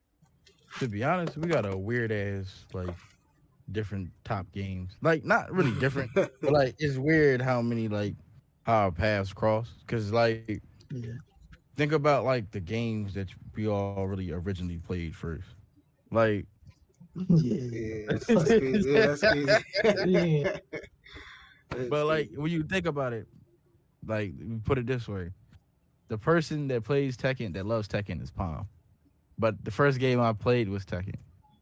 I don't love that game at all. Like I love it, but I Yeah. don't. I don't. It's Yeah. not like oh yeah, no, no. I can say the Tekken 3, and 4, Tag 2, and Tag 1 and 7 are the best ones. I can say that in 5 because I can't forget 5. Yeah. 5, those are the best. Those are the best ones, hands down. But like to me, people might take the Tekken Tag 2 out of there. Understandable. But Tekken Tag 2 is what reunited my love for Tekken. But 7, man. All right, so fuck it. We're gonna have a Tekken talk. Might as well because we're gonna talk about Let's talk how Tekken. important how important Tekken is through this I guess like how it plays a big part. So Tekken, ironically enough for me, when after Tekken 3, I was hyped for Tekken 4. I got 4, and that's when Jin style changed completely. Now, I was getting my ass whooped by my brother. My brother was good at Tekken, like he's nice as shit at fighting games in general. But like Tekken 4, I just could not beat him at all with Jin.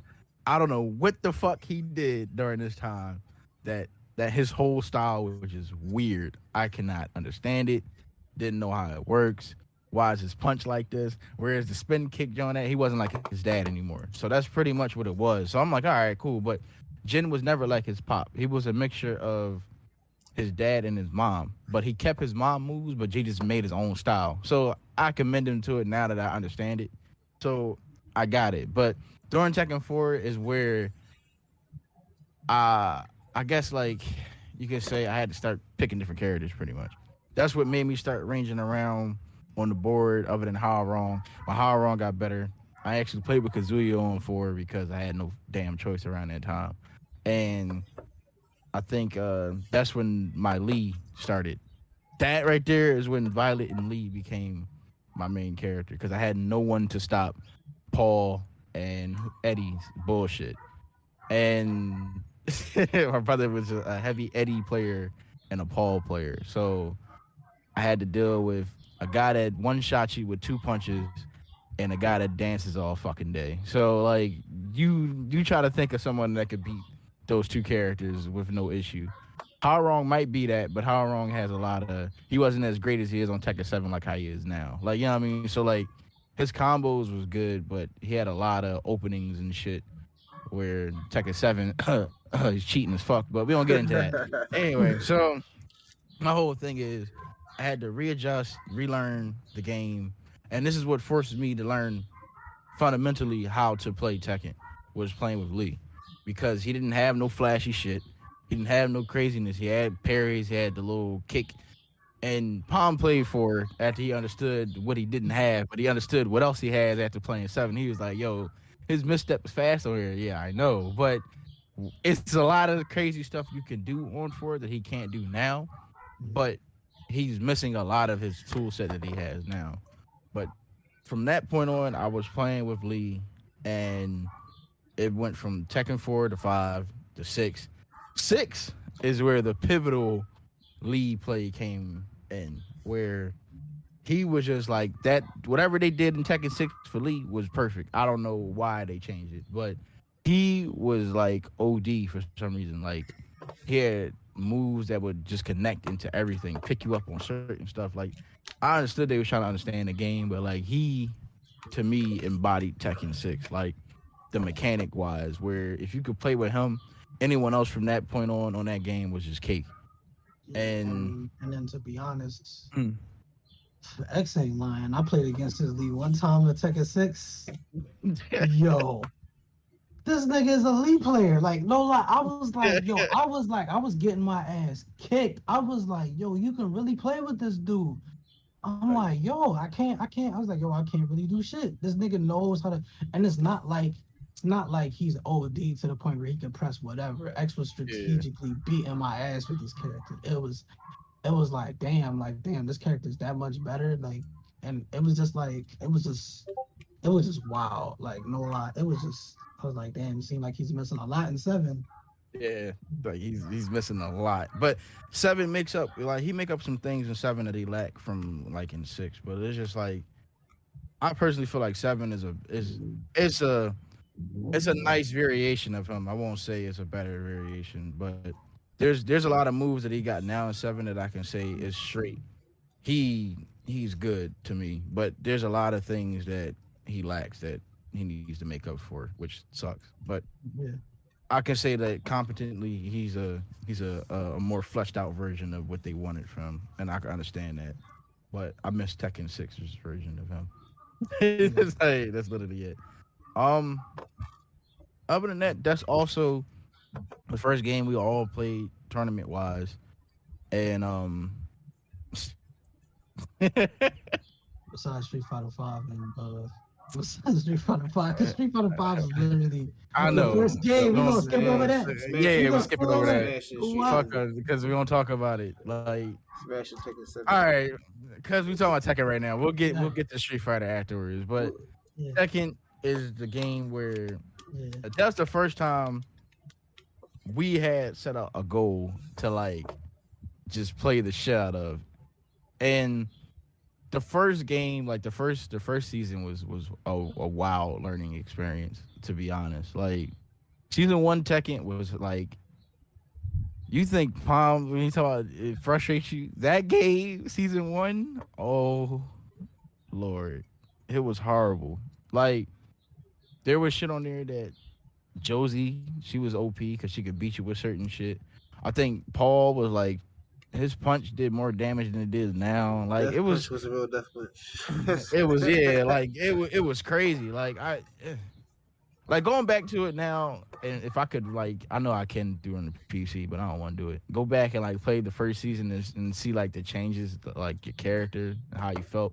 Shaheed was There, godlike. Shaheed was kind of like, It's crazy because I dropped that man, but Shaheen was godlike. hmm all right. And then the crazy part is when we all looked at the character roster, the one person that stood out to me and I knew that she was broken was Kazuya's mom, Yeah, and no one believed me. I was like, no, she got a tiger uppercut. Like everybody, like, oh, she easy to beat. Yeah, probably, but after a while, and you know what happened at Evo, like 3 years after that, prior, and all of a sudden people start losing to Kazuya's mom, and I'm just like, no one plays with her after that because they thought Yeah. she was a gimmick. I was like, no, like she's not a gimmick. She's broken. Like she had so much stuff where it was just like I knew by playing with her that she was gonna be broken and she was gonna be a problem. And I stayed away from her for that reason because it was just like nah, like I could do too much. Like I could do way too much. She wasn't playing Tekken. Everybody else was. So it was just like, and then Dragunov was a main for mines too, and I stopped playing with him in Tekken 7. he was That better. Like that's the crazy thing. He was better. Like yeah, he he was a was. better version, and I just couldn't deal Yeah. with it. I was just like, no, like I there's nothing wrong with Dragunov. I just didn't. But even I, in the I beginning, didn't want to deal with it. before the game came Mm. out, you said that you were going back to Gen. Yeah, That was like Yeah. you're going. This was like you're going back to Gen game. Like yeah, nah, facts. It was, and I was just like, because I think Tekken Tag 2 started that, because I decided to play with him again in Tekken Tag 2, and I kind of like relearned his moveset and then realized he was actually kind of nice. And then it started to click more, and I was like, okay, I can kind of cancel this and I could do this. I was like, oh, he could do all this craziness. And then Tekken 7 to me is a complete version of his Tekken 4 and Tag 2 version of him. Like, it's a more understanding version of him. I don't like the changes they did because of a certain someone within the so-called community yeah, of Tekken did something to Gen B, but his character can do whatever it wants. But we don't want to talk about something that shall not be named right now. But yeah, him like that whole situation is the reason why Jin got the way he was now. Like Jin was never a problem to me. I know it might sound like I'm being sarcastic, and people are like, no, he's fair. To me, he really is, because I gotta work for certain things, and he's bad on his right. Anybody can stop him. You could sidestep most of his shit. It's not like it's just that if I'm getting up close to you, then yeah, you gotta be afraid, because mid to close range is his thing. He sucks at a certain range and distance, and that's it. But like none of the moves he has is like, well, if you cancel certain shit, you can make it safe. But like, it's just I have to work for it, but I have to know that you're doing certain things. If not, I get totally ransacked. I get knocked over. It's like a whole bunch of stuff. So to me, I felt like compared to Kazuya, he's not an issue. Kazuya could just steamroll you if he had to. If you give him the memento to do to, he could just keep you in stun lock and whatever he want. But Yeah. Jin could do it. But you gotta be in the corner for that. Like, like. But Kazuya don't matter where you at. You gonna be there and that's it. Like Yeah, that's just how I felt about it. straight momentum. But it's weird because it's just like he could just steamroll you with momentum. He can restand you at the wall a couple of times. It's a lot of shit. That's why when people say that he's defensive, it doesn't make sense to me when people say like Kazuya's defensive because he don't really look defensive. Yeah, he got good punishes. If you try to run into him, he can electric and he ends your life there. That's punish. That's him punishing. But as far as like close up, he's pressuring all momentum. Yeah. You know what I'm saying? So it's just like yeah. Maybe, So maybe. Alright, it's just the theory. Well, not theory. It's an assumption. Maybe he has friends he has because he's meant to be played defensive, but people figured out that like you can play with him offensively and make it work. So that's what people do. You know, one of those type situations where yeah, like Link show you like you see cheat. But You know what what I'm saying? about him as defensive though? yeah, because that's what I'm trying to figure out. Because it's just like I understand he Well, could no, work no, that's what I'm punish saying. That's you. what I'm saying. Yeah, This is the theory because I don't. Yeah. Well, I yeah, don't know. Like, well, damn, I played this. That's the first one though, but well, I don't know. I assume that like his toolkit is meant to be like a defensive counter punisher, something like that. I I mean, mean, that's I not know what. what you mean. So like, I yeah, figure like that's how he be used, like because yeah, he got the wave dash, the duck under shit. So like, already trying to hit me, I'll duck under it, punish them. You know what I'm saying, stuff like that. But Yeah. instead of doing that, they duck and then pressure you with their electric moves and shit like that instead. But no, yeah, I guess I don't know. Cause that's like I get what you're trying to say, but like I feel like what deems Kazuya as a defensive character to me, like I don't really see that. yeah, Because if anything, like guaranteed it online.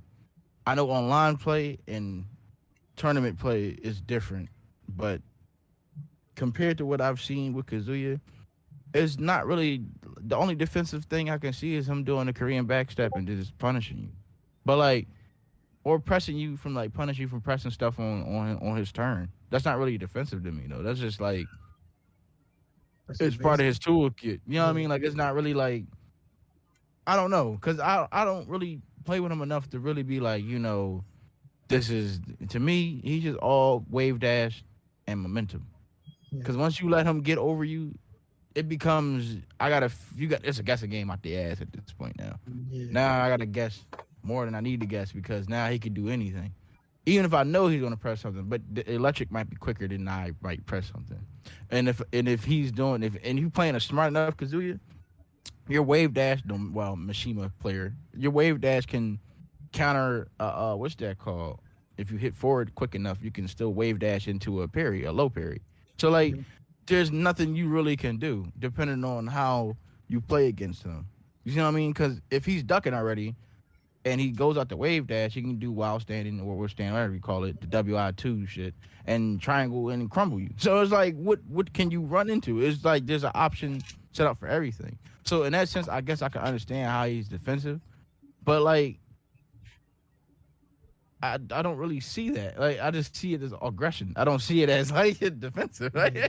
It's like the only time that I would see like people play like defensive with him is if it's like a mirror match. You know what I'm saying? Yeah. It's like I'm not gonna lie. When I see Kazuya play, people play with Kazuya, I automatically think on how Bob plays, and Bob is nothing but momentum and Yeah. bullshit. So it's just like that's what I see. This is not to say that we want Kazuya to get nerfed or none of that. We're just saying No. that we're just giving facts on when it comes to playing against them, when it comes to watching them. But yeah, I think Jen from just playing with both of them here and there and training mode. I think Jen, you gotta work super hard for his shit. You gotta work hard enough for his shit. And with Kazuya is just like is momentum based. I feel like Jen is out of the whole family, but I'm gonna call it family. Out Yeah. of the whole family, I think Jen is probably the most fair one. Jen and Lee probably the most fair. And I'm not saying that because I'm a Lee man. I'm being honest. Yeah. Jen and Lee is probably the most fair one out the family. I think I think I think Heihachi is better than what people say he is. The people Hell yeah. say he's trash, but I actually think Heihachi is very good. Kazuya, we already know he's really good. Um, That's the best Hayachi they made was yeah, on Seven yeah, to Me. yeah. Yeah. Lars is Lars. Like Lars is really good this season, regardless of what people try to say. Regardless, Lars is really good. I think Yeah. the best season though was two because I feel like we all really got a chance to really compete season two. We Yeah. got yeah, so it's just like season two to me was like the best. We had got into it That's when super Jen heavy. was godlike. Yeah, I had it just was started like though. I yeah, was just started season yeah, two. yeah. It was like yo, like and then locals started, so we got a chance to really go and compete and flourish. And Hmm. it was crazy because we almost let go of the game once what's his name once Noctis came out because the game was fucking Blue going to screen. shit. It kept Yeah. blue screening, and we was just like, you know what, forget the game, and we literally hopped on the 360, or we would play like Monster Hunter here and there.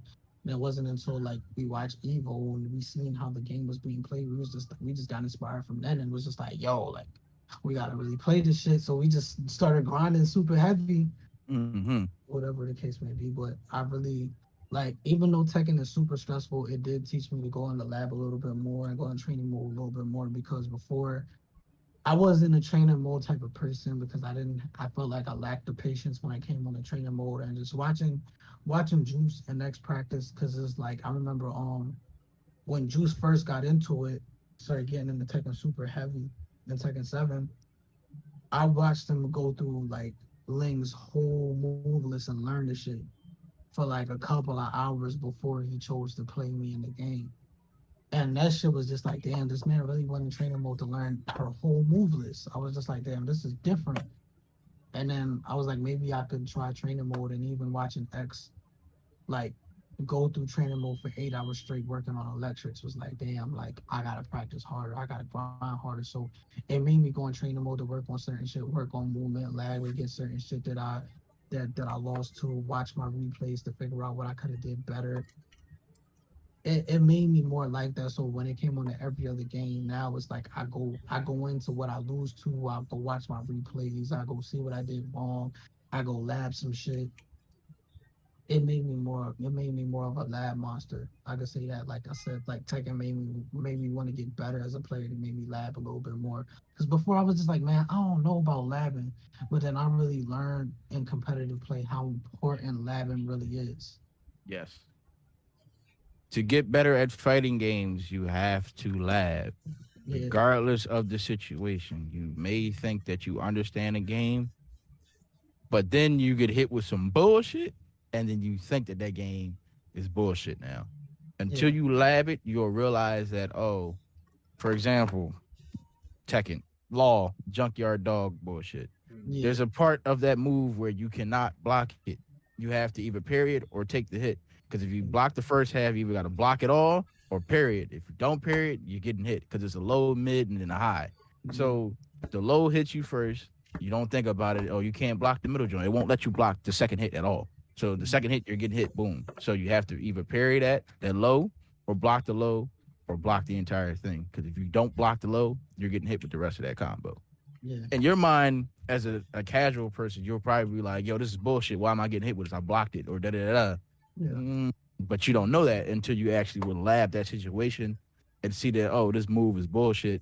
It's not real. Oh, I can do this. I can interrupt it before he presses this, or I can parry this, or I can block the entire thing. It's kind of unsafe once he blocks it, but he'll probably go for something else. So now if he does this, I know I can beat it with this. yeah, So it's just putting certain situations into play that people probably think, oh, this is bullshit. But nah, you won't figure that out until you lab it. But people don't want to do that. People yeah, just want the quick access to shit and, oh, this move is plus. It should beat that. Not every move is plus yeah, or fast enough to beat that. So now it comes in lab and frames and understanding that, oh, this is plus this. this might be plus on block, but then it's negative here if it hits. Like, you got to understand the intricacy, like the whole game now. It's not Yeah. just, oh, I could just mash buttons, or this move is bullshit, or it's cheap. Sometimes it's not cheap bullshit. Sometimes you just press the button at the wrong time and you're getting hit, and you keep mashing buttons and you shouldn't be. Like, Yeah. Yeah. Also, real And shit. You got to laugh. Oh, you go. yeah, yeah. and that's what I learned. It was like, all right, I gotta laugh. But I was never the person that was like, oh, this move has to be nerfed or this have to do this, that, and the third. I didn't want to laugh, but I learned that I had to because I was getting hit with a lot of shit. So some things you might think that is safe, like let's just say somebody got a move that goes from low, high to mid. Like you might be able to duck the high and interrupt with a jab. You know what I'm saying? You might be able to do that. Like it goes from low, high, and then mid. You might be, but the string itself might be safe after the last hit. But what you didn't know is that you got a small gap that you could jab in between if you duck the high. So that comes within labbing instead of like complaining about something. Try to figure out answers for it first. I feel like when it comes on to the state of fighting games, I think now people do a little bit more complaining than labbing, and a lot of people have to understand what are these players that everybody deemed as great or have done great shit. They all took a Trained. responsibility and accountability to lab in certain situations. Mm-hmm. You know what I'm saying? Like I feel like when it come on to fighting games, a lot of these developers look at it like, oh, the game is too hard, so they feel like they have to trim things down or take away certain things. But what makes fighting games hard to me is accountability. Mm. It's like fighting games is only hard if you don't hold yourself accountable for certain shit. Not Because fact. anything that you want to learn as a person, as a human, you will learn the shit. Mm-hmm. You will learn. Even as a kid, if you wanted to figure out how to put something together, you will eventually figure out how to put it together because you'll actually be so engulfed into learning it, you'll actually figure it out. You know what I'm saying? So I feel like when it come on to fighting games, that's the hardest part is the psyche, just holding accountability. It's hard taking 30 losses straight, but why did you take those 30 losses straight? What did you do that was right or wrong? Like, and I feel like that's the hardest part when it come on to fighting games is accountability. I feel like the state of fighting games, a lot of new fighting games or the series that's within the fighting games that I love are trimming a lot of things down because they feel like it's too hard when it's not even hard. It's just the accountability thing. It's just hard for people to grasp sometimes because I just feel like some people don't want to hold accountability. That's my take on it. On that. How you feel about it, Juice? If you still here. Okay. Juice. So look. About the accountability thing. How you feel about that? Oh no. Or just the state of Oh, this fighting games see the in fighting general? games. Yeah, I No. feel like this is how I feel. I feel like the state of fighting games. I feel like bro. This. I feel like this new era of fighting games has. All right. You know, this is my take.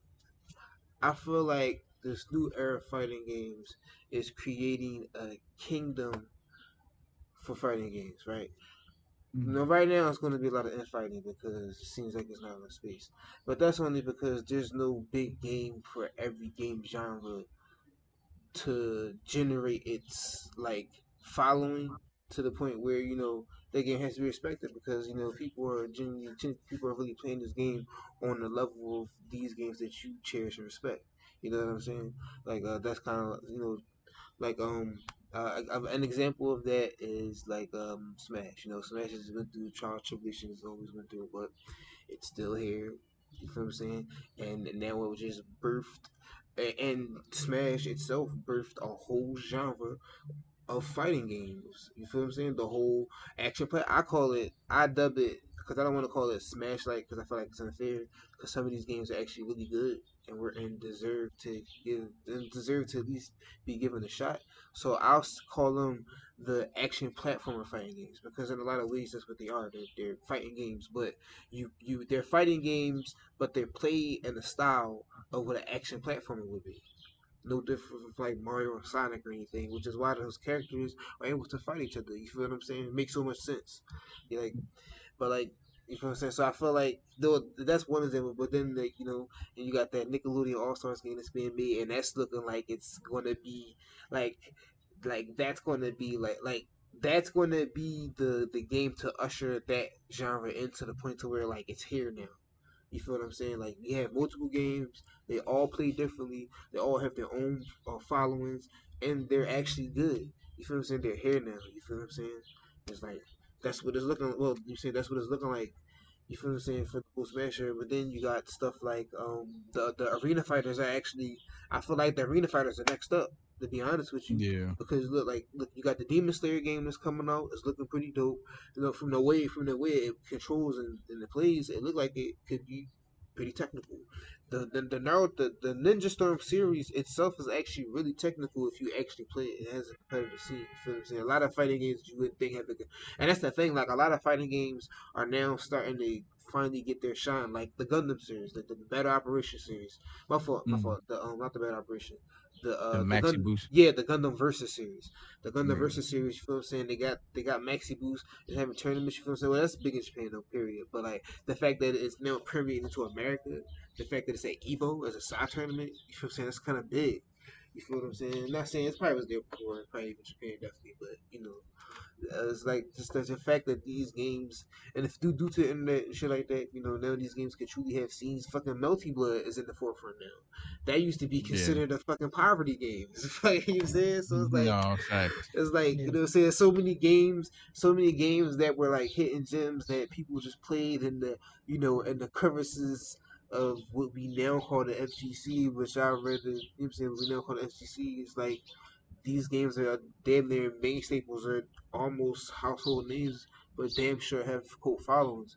So I feel like everybody's carving out their like place in this world that we call FGC in terms of like the fighting game landscape. Like I feel like there's room for all these games, but at the same time I feel like the space now like people are like it's kind of like it's this is a crazy analogy, but it's kind of like as kids, this never happened for me, but it's kind of like as kids, and you got a new boys, a new girls allowed club, but now girls want to Mm. get in, and now they in here, and you saying, but now the little pets allowed, but now you saying we got birds, and you saying it's like everybody is like it's like everybody's taking root and finding their Mm. place to fit in. You feel what I'm saying? They're finally getting their time to actually they just do like fucking Blaze Blue. You feel what I'm saying? Under Night. You feel what I'm saying? Like it's like all these Yeah. games, and then it's like in a weird way, it's crazy because like in a weird way, a lot of these games rubber band and brought games that inspire it and yeah, period, it to the forefront. Under Night, in a lot of ways, without Under Night, fucking BlizzCon, don't you know what I'm saying? Like, who would have known about BlizzCon? You play a Kasi, you like, and then you find out he's not even from that game. Then you go check out the game from. You know what I'm saying? Now people playing BlizzCon, shit like that, and then you find out Under Night, it's me from Frenchbury, the people that made Multi Blood. You know what I'm saying? Then you go Yep. into Multi Blood, and Yeah. it's just like so many of these newer games are like are because of their high because they are tributes and love letters and homages to the older fighting games. They allow these fighting games to now come and come center front. You know what I'm saying? I feel like that's how they really should work. You know what I'm saying? Like they paid their dues with their inspiration. They paid their dues with their influences and what they let and what they drew people to. You feel what I'm saying? Like even though Marvel Infinite, sadly, even though Marvel Infinite went through and it came out, but because of what it is, it's still hope that eventually we'll get another Marvel game. You feel what I'm saying? Then but that's the whole thing. I don't want to talk about that because fucking NetherRealm was making a Marvel game. I personally have nothing against that, and so I like to see footage before you feel what I'm saying. Just cast them out because the Injustice series is fire. You feel what I'm saying? But it's here and there. But I do feel like I don't want to make sure like it's all sunny and sunshines and shit. Like I do feel like accessibility. I do feel like the need for accessibility All right, fuck that. I feel like if you're gonna put if they're going, I feel like if they're going, I feel like accessibility is also going to have its own space as well. Like I feel like that's going to Yeah. be a thing. Like I feel like that's going to be a thing, but I don't think I feel like eventually, and if you look at the climate of the games, it's not gonna it's going to find its place, but its place will not be the the the uh the nucleus. You feel what I'm saying? Okay. That's not going to be what it is, but it's going to be here. You feel what I'm saying? And Okay. and you if you look at that's weird. I'm saying this, but like okay, you look at the multiplayer game, yeah, there is word that down. I mean, well, from just from the fears people have from the on paper, that's what it's looking like right now. You feel what I'm saying? And then you got the Guilty Gear, Guilty Gear, but like that's a whole special case because I feel like Guilty Gear is more like I ain't gonna lie. I look at Strive like I look at Alpha, like I look at Third Mm. Strike, like Street Fighter 4. It's a different iteration of Guilty Gear. It's not like if they was on the chain, that would be on its Yeah. own chain by itself, and everything else would still be behind, like on a timeline type situation. Like not in terms of story or continuity, but like mechanics, gameplay wise. You know what I'm saying? Like how Yeah. the Alpha series, but it's still Street Fighter. But the Third Strike series, but it's still Street Fighter. Like that's how I look at Strive and shit. You feel what I'm saying? Sure. So like I feel like I just feel like I feel like I feel like I feel like I feel like fighting games. Fighting games had its renaissance era, Yeah. and It did. then I don't mean to be funny, but we went. What I'm saying? Then it went. Right now, it's going through an Attack of the Clone phase. You know what I'm saying? Because it's like a lot of accessibility stuff. You see what I'm saying? But like, I don't want to say that necessarily. I want to say it's more like a trial and error phase because a lot of games are experimenting. And because what I've been watching some of these games, paying attention, learning like the mechanics to see how some of these games work. And what I've noticed is some of these games are they're like some of these games are like they're playing with the format instead of just making it accessible. Like instead of just like I'm gonna make a fighting game, instead of just making like Street Fighter, I'm gonna make up my own fighting system. You feel what I'm Mm. saying? And like go with that. And I'm seeing a lot of that. You feel what I'm saying? But I'm also seeing a lot of accessibility stuff too. But I feel like eventually all that stuff is gonna be superseded, and I feel like eventually I feel like it's gonna be superseded in a way where it'll be facilitated to a point where it'll have its place and it'll function the way it's supposed to function, which is to help people, you know, learn the mechanics of the game and shit like that. I really want to. No, I personally feel like it's bullshit because like when I was growing up, they had. Some fighting games had. It was like some fighting games had in-depth mechanics and in-depth tutorials. Some didn't. You feel what I'm saying? Your Street Fighter booklet, you ain't use the booklet like I did. Like, you feel what I'm saying? Then you got a game like Guilty Gear. You feel what I'm saying? Or you get a game like fucking Mortal Kombat Day Alliance and Deception. You see, you can press options, look at all that shit, go in the lab and practice that shit. Then go to the mission mode where you gotta practice that shit again and do it right and do it in certain situations. You feel what I'm saying? And shit like that is like I don't know. I feel like, and I feel like fighting games are incorporating that more too. I feel like more fighting games are having stuff like that. And Yeah. I just feel like I don't know. I feel like fighting games are. I feel like we're in a phase where we're trying out something new to see how can it benefit. You know what I'm saying? People like just me looking at the accessibility thing from like not necessarily a positive but a neutral perspective. Is like I feel like the accessibility thing is an attempt at them trying to figure out a way to like make a mechanic or create a system that can help people get into fighting games and not, you know what I'm saying, feel the curve. And I feel like we're feeling the burn of that. You feel what I'm saying? And Yeah. it's not, maybe that might be fair, but I don't want to say it was it is either, because I ain't never saying been the need, but I'm gonna just say like that's kind of what it is, but not for all companies, for some people. You know what I'm saying? Because some people have doubts about a lot of people. Well, I'm not saying some people. I'm gonna say King of Fighters 15. It's kind of like it's up in the air. A lot of people don't know what they feel about the game, what the game's gonna be like. And for me, Yeah. I don't know. I'm the same way. I'm just neutral. Just wait to see. Maybe once I get to play the game, then maybe I'll maybe have a critique. But right now, I don't want to just look at it. And you know what I'm saying? Because that could play a part in developments too. They can hear all the outcry and be like, damn, they're not liking it. Let's go back. You know what I'm saying? And maybe they just want it this way, and then we get 14 for the game. Like, damn. Yeah. You know what I'm saying? So I don't want to say nothing. So I'm just watching until we can talk and play it, and then maybe I'll give my critique. And then but there's a lot of promising fighting games coming out, like the Robo Evolution game that so you get to play in, and then you got fucking like you got the serial killers game, you know what I'm saying? The kid, you know what I'm saying, trying to do the fighting game about Yeah, that favorite shit looks favorite serial fighter, duking it out. Like that's going to be crazy. I can't wait for that. Like there's so many different like excuse me takes on like a fighting game, and that's something I always wanted. Like because like I always had this. It's always this one question that beckons in the back of my head when it comes to fighting. It's like, what is a fighting game? Like, what truly makes a fighting game a fighting game? You feel what I'm saying? Like, you know what I'm saying? It's something I always think about. So like, it's nice when I get to see people make something like like a fucking what's that fighting game that you can play as like on your browser? I can't think of the name right now. Or like a flash game, about that. It's Like kind of like it's out now. Like it's got rollback. You can play people online. you I talk say that weird John with the stick people. You got that John? Yeah, that joint, Yeah, yeah.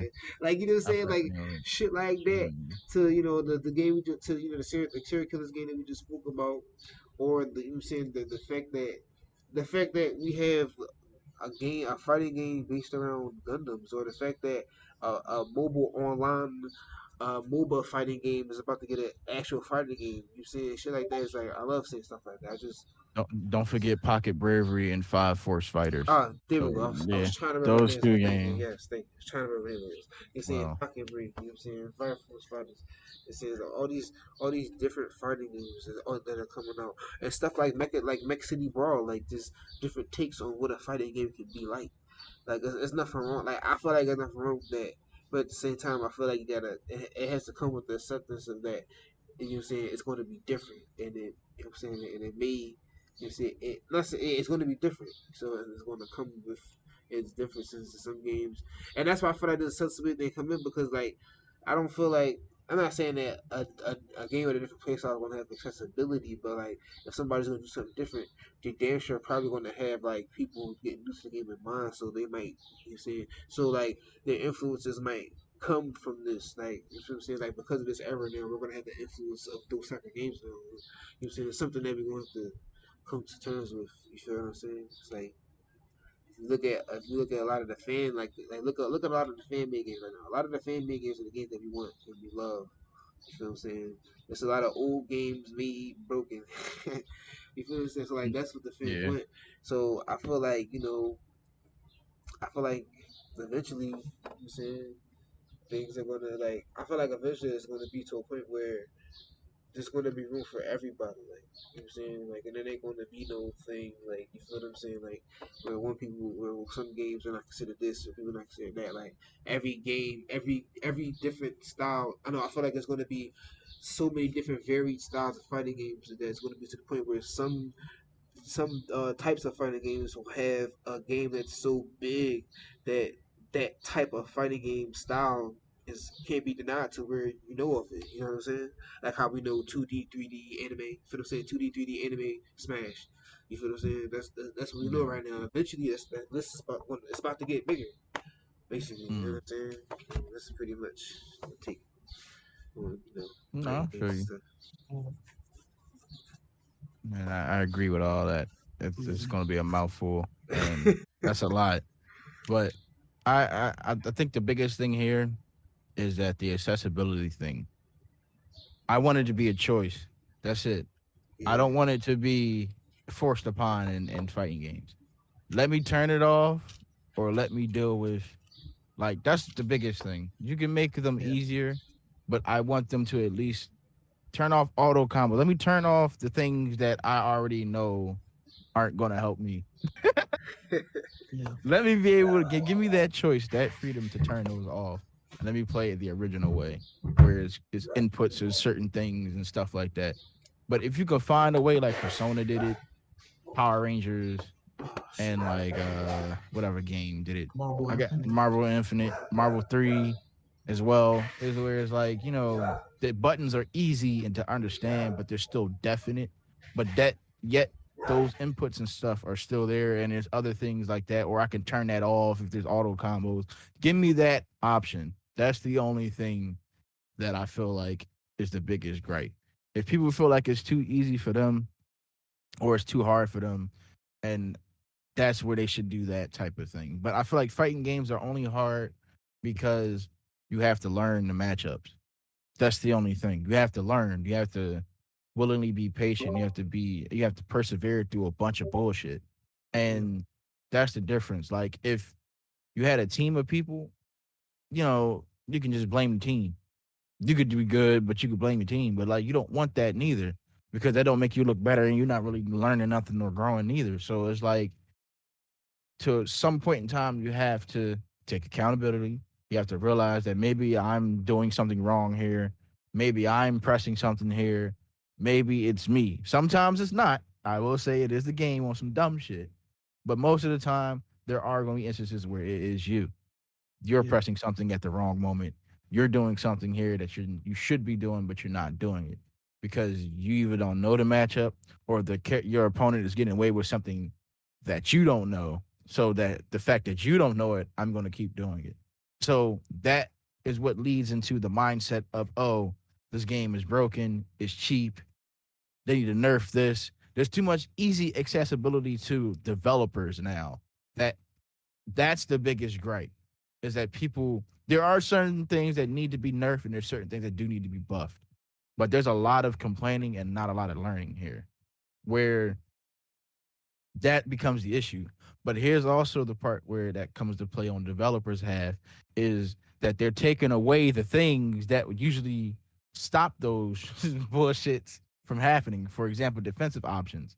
You can't take away a defensive option that's supposed to so-called stop a combo, but yet they're still continuing their pressure on me. But it's supposed to return to neutral, but there's no return to neutral. MK11. I don't care. You know what I mean? Like the rollout thing is bullshit. Regardless of people talking about it, like you have to time your wake up attack in order to get an instant wake up attack, which is bullshit. You have to wait till his feet hit the ground. So I have to worry about a Oki coming my way, but look at my character, hopefully it hit up in circle precisely, or up in triangle, whatever fucking button it was for a reversal attack in time. But yet, if I miss this or they block it or knows it, I'm still unsafe. It's supposed to be a defensive option though, right? Which is weird to me. The grab is a 50-50 because the grab can be a back grab or a forward grab, but it's still a grab being grabbed in the front. So how am I supposed to know this is a back grab? Why didn't you just let the grab be the same button to stop the grab like every other game? But you made me want to guess and have to think about it. It's stupid. Like, don't make your game have weird things in that sense where it's not really a mind game. It's bullshit, but it's a fake mind game to make it seem like it's intuitive, but it's really not. Cause that grab shit is dumb. Yeah. Like that alone made me stop playing the game, where the grab became the Oki. It was like, okay, I get it, but like Mortal Kombat 11, you press the grab button. I mean, 10 or 9, or even any other fighting game, if someone grabs you, you press the grab button again to stop the grab. You tech it, right? Yeah. Why am I guessing to either hit square for forward grabs or X and for back grabs when the back grab is still being grabbed from forward? That doesn't make sense to me. Like, it doesn't make sense. Like, just make it the same button as the grab to tech the grab. Why would you make that be a guess? Like, and I can't hit both buttons because if I don't hit the button, it's going to tell me that I've missed a grab opportunity. It says it on the screen. Like, that's what made it worse. Like, you're telling me that I missed it, but yet you made me guess that I had to guess off of a grab. Like, that's fucking weird to me. That shouldn't be a guessing game. That should be, oh, I hit the grab button again. Standard fighting game rule, right? But that changed it around and fucked everything up to me. That's what made that game less playable to me. It became more offensive and cheap shit and wake up uppercuts. Yeah.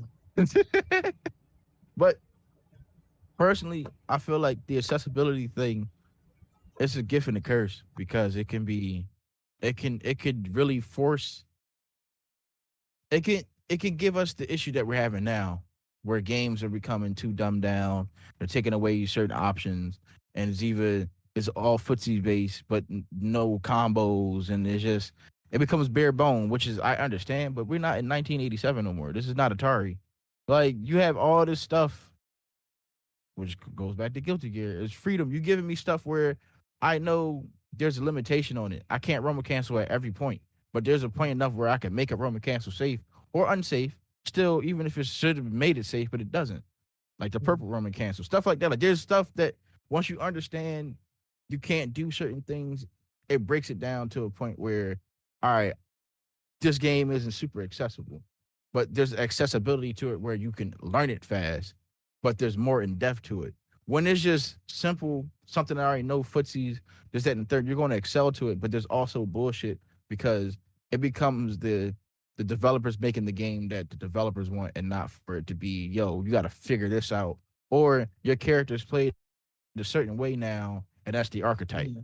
Like, there's no, everyone plays differently. Back then, Street Fighter 4, there used to be two Ken players. Well, two Ryu players. Let me make it easier because I don't want to go into the Ken because it's Momochi and all that other stuff. But Yeah. you have Daigo and you have Alex Valle. Daigo did the more crazier FADC, the one frame links, all that stuff, and was still winning tournaments. Alex Valle didn't do all that. He would do the most simplest 1-2, probably uppercut FADC, do tons of damage, and was playing you basically like the most basic way, but still was doing great at tournaments. There's Yeah. none of that no more. There's everyone's pressing the same buttons, doing the same combinations. There's no express, like you can't express your character on the screen anymore. Yeah. It's a bunch of functions now. It's not this is plus anymore.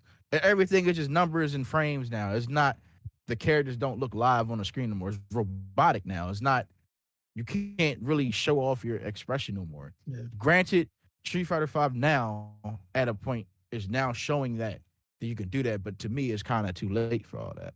Where if it was like this from the beginning, it wouldn't have been this bad. But that's neither here or there. That's another story for another time. Yeah. But like there's games that still give you that creativity, still can be simple and can actually strive beyond that, strive, no pun intended, to through the FGC and even at tournaments and through people. Yeah. And then I can't say that this generation doesn't want to play older games because there are people there are younger than us, Yeah. like 16, 17 that want to play Third Strike and play everything else too. So you can't just always give them the easy way into playing stuff. You can start off a game easy and then let it progressively get hard, which what they used to do, which I hope that's what they're going to do now, but I don't think so. I think everything now is just going to be auto combo button, less common like combos and more damage and hits, and Yeah. it's going to be like Sam Show, which I have no problem with, but then that takes away what the original, if you played the originals, what they were, because now it's like this is just every other game on the market. It doesn't really stand out no more. You're making it like everything else when it used to be its own thing. And I think that's the issue with accessibility to a certain degree. There's a thin line between both, and it's hard to really gauge it. But I just feel like they just need to teach people how to play their games and still keep it complex. That's all it really. You just have to explain your game better, and it has to be people that are willing to learn the game. Because the casual people don't stay that long. You might get casuals that stayed long enough because they enjoy the game, but most of the people are really 9 to 5 off of work, don't really want to learn nothing. They just get on game, play it. That's it. They go home, get off it, play whatever they fucking feel like it. Boom. They might even don't even play the game at all anymore. They might just play Call of Duty or 2K or some other crazy game that's out there. You know what I mean? So like, that's the biggest thing within our communities is the accessibility thing. Yeah. I feel like it's going to affect a lot of things, but I think now it's progressively gotten better because Strive is a game where it's simple, but it still holds that uniqueness of Guilty Gear in a sense where I was wrong about that game. I can say that. That's it. But like, personally, it's still Guilty Gear. It's just a slower version and slightly dumbed down. That's it. But yet, you still have your creativity, you still have your freedom, you still have everything else. Certain characters, though. Maybe. I feel like everyone, but not everyone, because I don't play with everybody. So I can't say that. But for other people, I feel like because the game is still new, they haven't understand that their characters are actually really good. They just don't understand it because they're getting hit with shit that they feel is OD. Example: Soul, Kai, Anji, Eno, Ramathal, stupid shit like that. Once you figure out the game plan and how certain people deal with things, you'll start to see like I really have to break this game down and learn the matchup. Learn what I have to do wrong and learn what they're doing wrong. There's a lot more to it than just this character's OP. There is to a slight degree that is true, but it's more so this character has this and how do I stop it? Once you figure out, oh, this isn't an actual thing, the light in your head goes off. Like, oh, okay, I could punish this now. I could stop this. And then, but there's mind games within that too. So it's just, that's the thing that they're not telling people are the mind games that start within the mind games. Once you unlock that potential to figure out, yo, this might be Oki, but there's something else that can happen after this. I can get DP'd, I can grab. You can do things on your defensive mode. I mean, well, when you're on defense to bait the offense to keep your turn going. But you have to know this already. And that's the thing that they don't tell people. But the more that you play Guilty Gear and the more that you fight people, and knowing that if this is your first time playing it, you'll start to see how certain people play with certain characters, even though they play with them either the same or differently. People will do them to a certain degree till you get to a certain level. Then you start seeing how different people play with certain characters. Oh, he doesn't go for this anymore because they know that this move is not safe. They don't go for this, but they're hitting you at times where you're like, well, that shouldn't work. That's where the lab comes in handy. The accessibility, they give you the info, how to beat this move, how to do this. They tell you that how many frames it is. They give you all this now. There's no reason for people not to use it. It's like the internet. You have everything in your pocket. Use it. Like, I don't get it, but I just think they just need to find a way to teach people how to play their games. I think that's the biggest hurdle. That's the hurdle that needs to start. Because once you teach people how to play the game, you don't have to dumb it down. So once you teach them how to successfully do things, that's how you do it. Yeah. Mm-hmm. Mm-hmm. I, mm-hmm.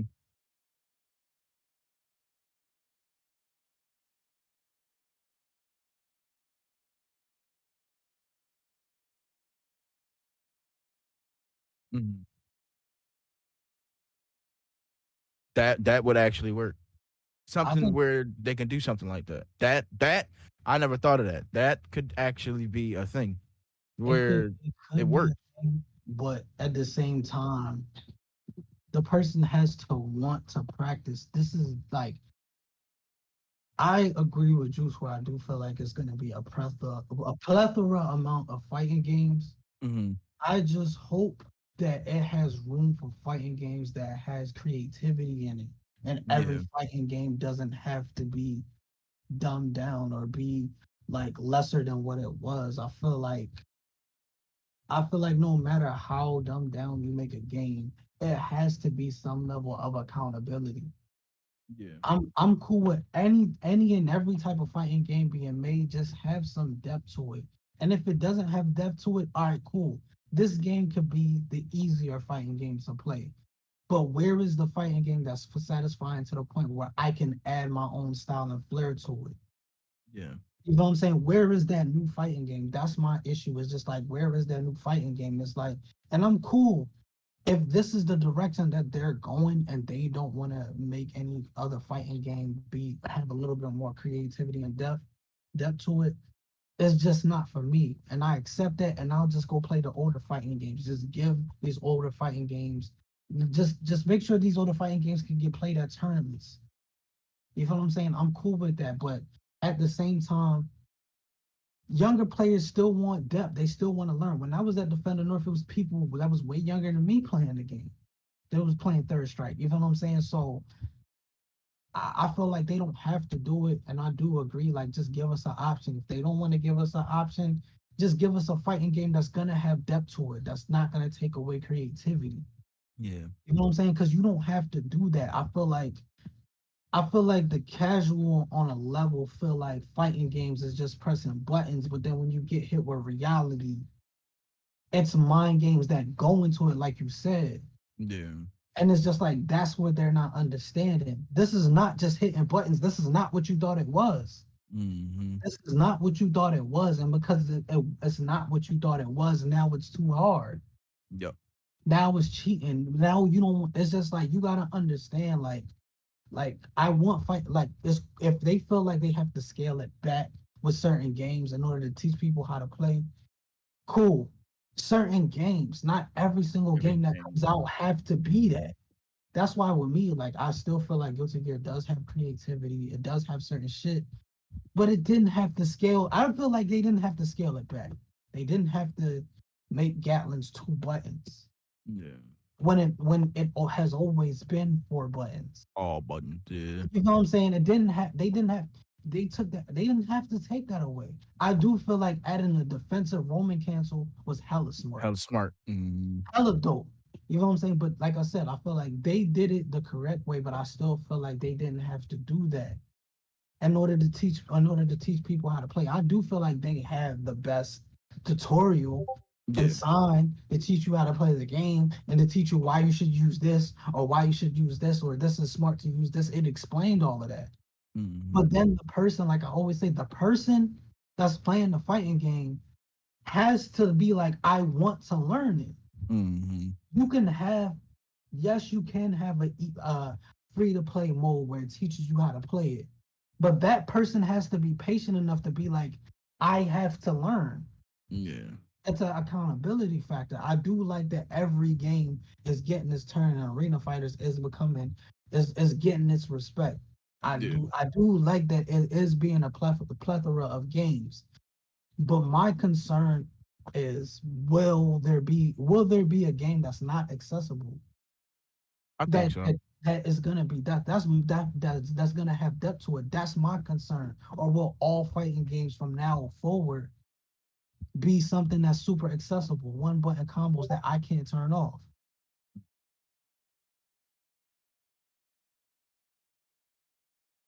It's cool. I'm saying it's cool to have games like that, but is it gonna be a game that's new that come out? Is it gonna be at least one new game that come out that's not gonna have anything to scale back? I think so. Yeah. But it's gonna be the game that's slept on though. That's usually what it is. Like,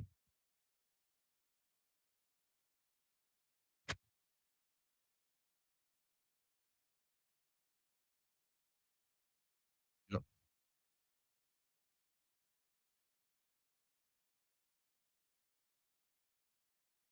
Infinite.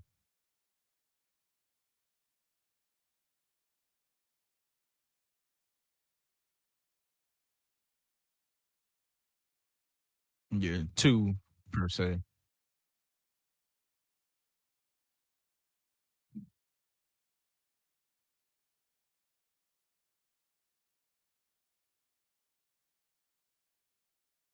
I still say if that was going to be the last Tekken game, I would have been happy.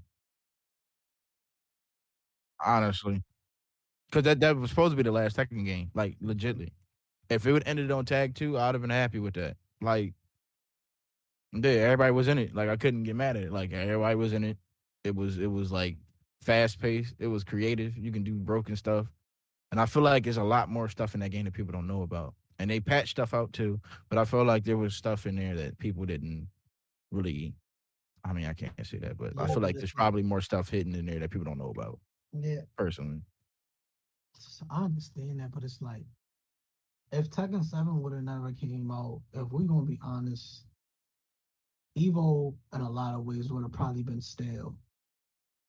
mm, I don't think so. I feel like Dragon Ball Fighters, even though I don't like fighters like that no more. Mm, I feel like fighters and Tekken 7 saved Evo because the Evo before that was kind of mm. if we're gonna be honest. And I'm not gonna lie, Smash did play a part in it because they ended it off with Smash the last Evo that was offline. They You played talking the 2016 or you talking about the 2000 19? 2019 Evo was great. I felt like it was great because they ended it off with Smash. No. Fighters was cool. Tekken 7 was dope or whatever. Like I feel like in a lot of ways without Tekken, like with the, because it's just like without Tekken 7, I don't know what the hell Evo would be like. Yeah. I don't know, like because like watching 2016 and 17 Evo was, I had it was way more like, to me it was way more exciting watching like Combo Breaker and watching like CEO than Yeah. watching Evo 2016 and 2017. You know what I'm saying? So I feel like Tekken 7 played a part in making Evo feel like Evo. Mm.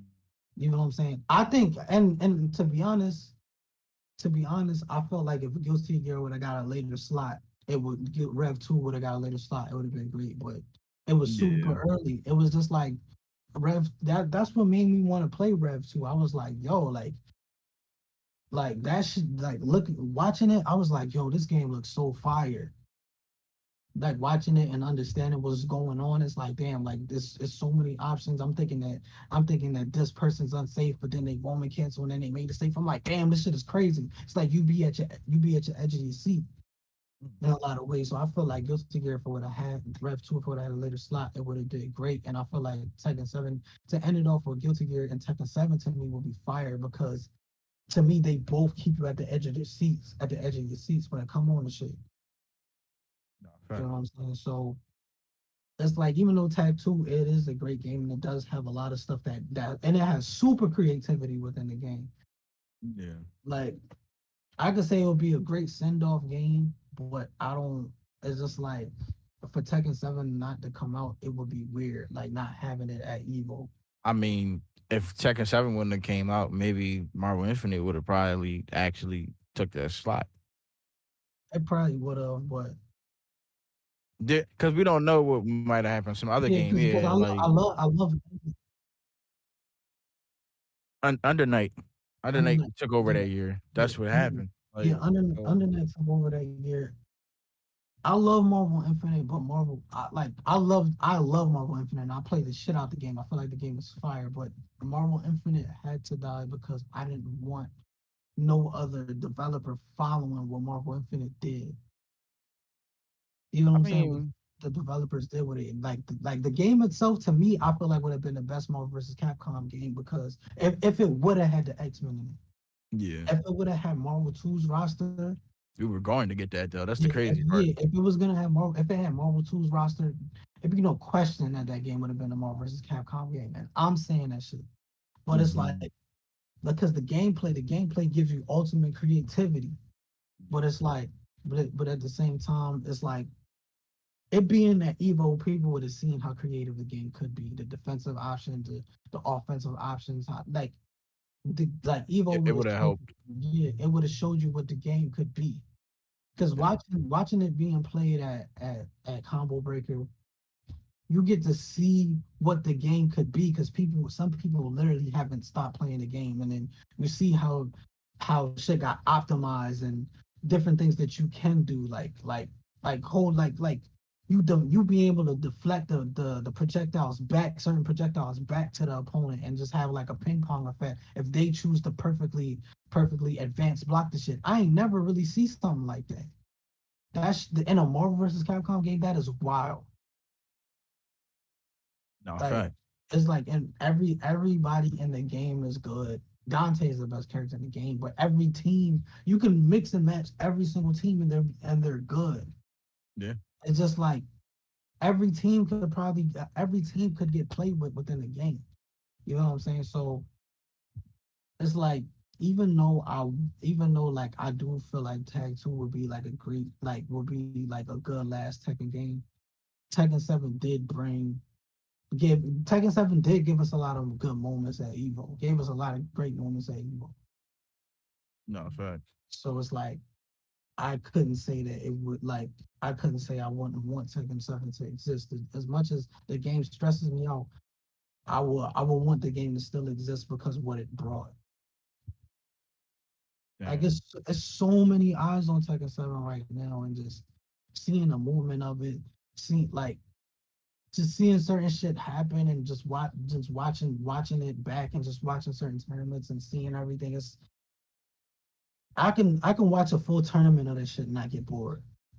Here, Yeah, so understandable. yeah. Yeah. Did anybody got anything else or any random No. questions?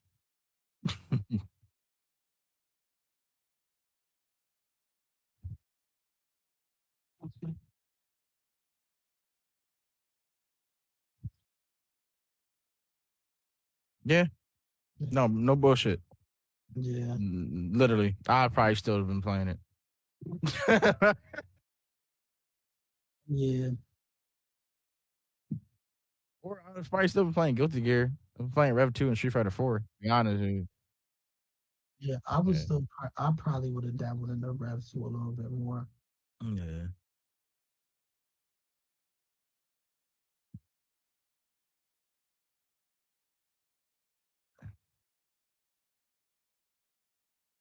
No facts. I understand. Man, Guilty Gear. Oh, that's another. I don't want to get into that. It's more tangent. I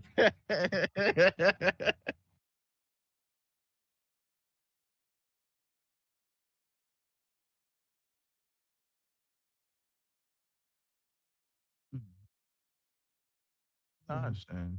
Yeah. Well, anything else? Nah. No. Yeah, I have nothing else. I have nothing else Yeah. because that was to me that was a lot to Yeah. even take. So Yeah. like I think that's perfect, Yeah. honestly. Yeah. Hmm. Yeah.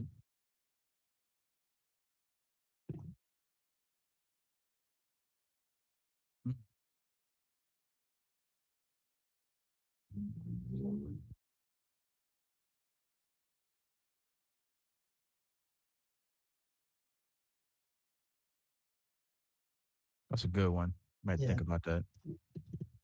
Um, Mm, I think I got mine. I think what drives me to play fighting games is like um just the ability to overcome just the ability to overcome and get better, and just to feel like it's no ceiling and you can always get better. And that's what make me enjoy fighting games, because it really showed me that hard work really pays off.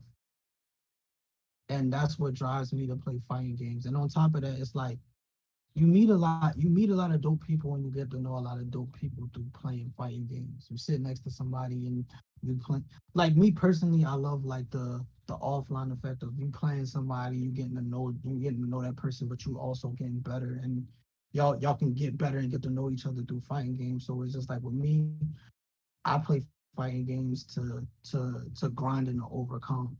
Like that's what makes me enjoy fighting games. It just shows me that hard work pays off. Like, and it carried over to life, and not only that, like it showed me what being resilient really means. You know what I'm saying? Not giving up and to keep going. And to be honest, to wrap it all up, I play fighting games because it built me as a character. It built my character as a person. no facts. Facts. Um, I say the the biggest thing that makes me get into fighting games, I think it's it's a casual approach, believe it or not. Um, it's one of them things where it's the characters and the creativity. I like to be the person that shows you that you can do this and you can do that.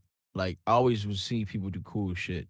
So I feel like that is what made me want to get into the fighting games the most.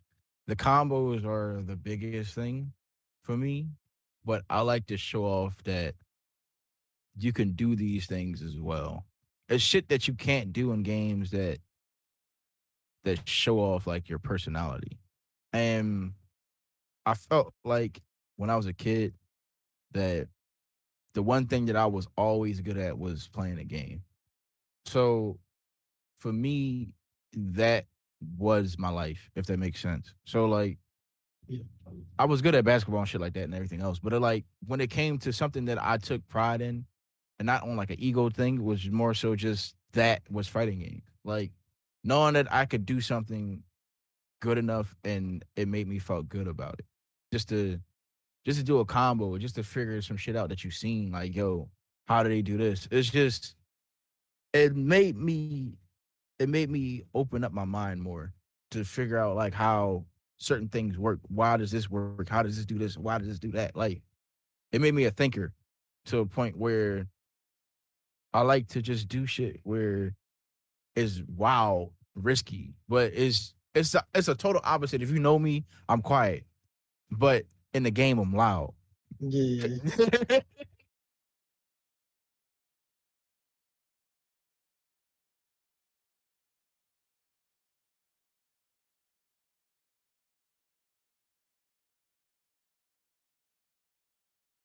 Yeah, tension.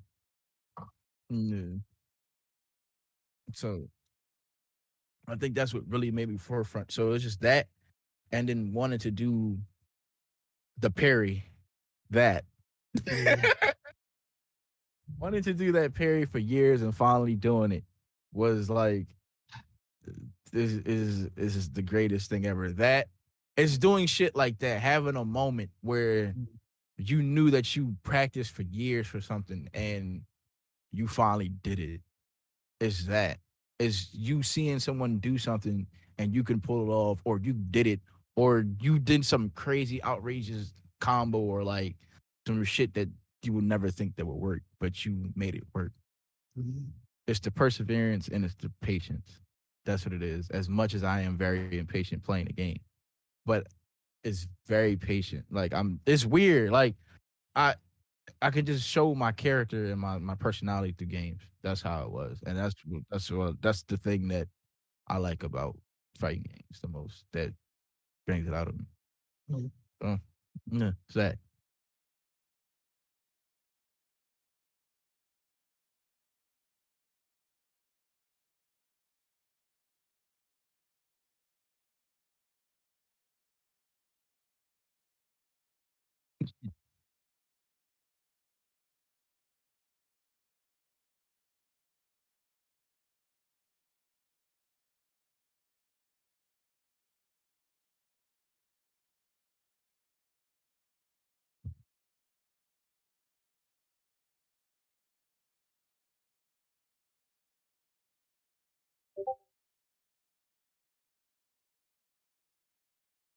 Mm,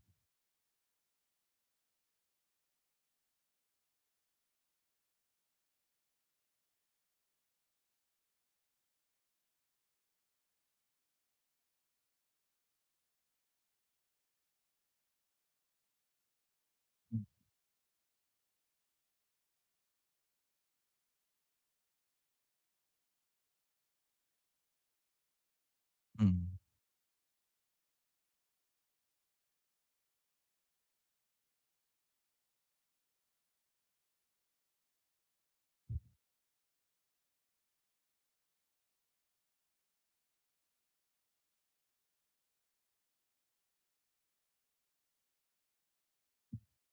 Yeah.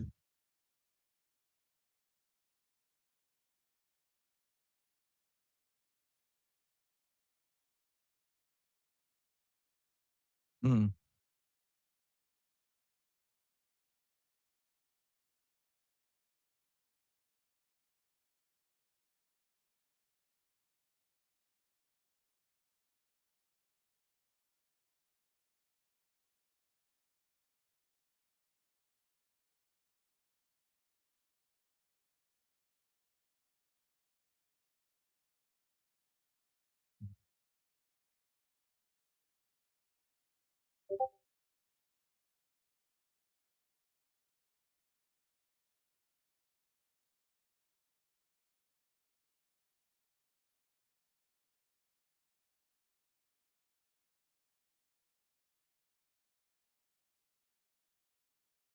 yeah. It's like chess. Yeah. Literally, it's like chess. Like, Yeah. cause you can learn somebody play style in chess as well. Like you can see if you know chess well after like dabbling in it, kind of. You once you know, it's kind of weird. Once you know a setup, in chess and how to re-avert the setup. It's like getting hit with an oki, but realizing that the oki's about to happen, so you can just you could checkmate them, or you could do something where they got to put something in check and they got to move their piece. So it's like it's almost the same. So I understand what you mean. Like, well, it is the same technically. It's a lot of mind games and figuring shit out. Yeah. So I understand completely. Yeah. Some people play sloppy in chess. Some people play sloppy in games too. You be like, yo, this dude random. Like, Yeah. I understand. I understand. Mm,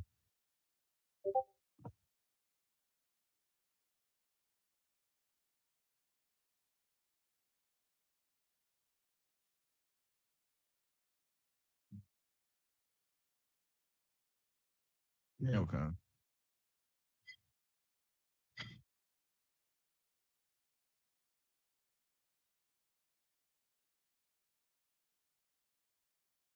Mm,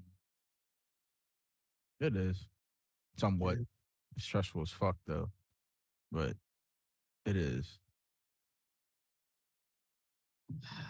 Anybody else got anything else? Mm, mm, no, because to be honest, your answer was perfect. There wasn't really Yeah. anything else to really put. Yeah. But we try to like go off of it more than we could. But that Yeah. was a perfect answer because literally what fighting games are. Like it's Yeah. literally that. Yeah. But we gave two different sides of the same coin, I guess. Well, Yeah. dice. I don't fucking know. I can't even I give felt like you y'all got more in depth. whatever. Like, I felt like I genuinely said some shit, but y'all got a little bit more in depth. I like y'all answers, dude. though. Like, yeah, but it was like with me, like I had to think a little bit, but I already know what it represents for me and Mm, why like I play it. But I love y'all answers though because it was just it was way more. It was more in depth on how I feel about it too. Because what both of y'all said, like I completely feel like, especially with the whole parrying thing. Like mm, eventually I'll parry that. I'll do that Chun Li parry, but right now, nah, I'm just gonna parry Q shit and be like, yeah, I did this shit. You know what I'm saying? But yeah, like this is the first episode of Just Frame podcast. I go by Palm, aka Palm215. You can follow me on Twitch at Palm215. You can follow me on Twitter at underscore Palm215. And you can follow me on Instagram at Palm215 if you want to see some clips or whatever the case may be. yeah. And I'm Red X2213 on pretty much everything. So that's easy to find. Same thing with Twitch, YouTube. The only thing, oh yeah, we didn't get into this. We all make music. If you Yeah, want to put the SoundCloud. Avanti the Nephilim 69, that's one of them. Deadly Alliance is the group. And Yeah, yeah, that's pretty much it. yeah. Uh, yeah.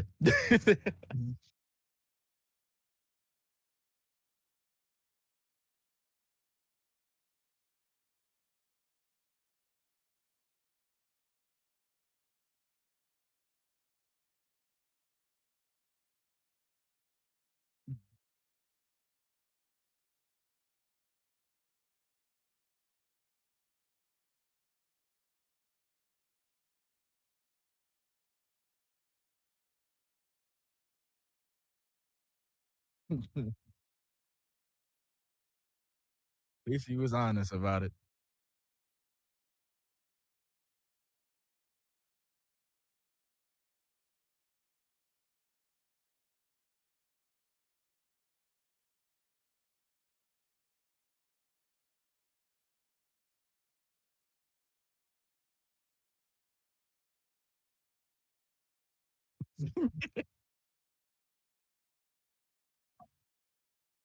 No, I feel you. And just like that, just friends, you better block that. Sign on your stuff. We here. Get the water.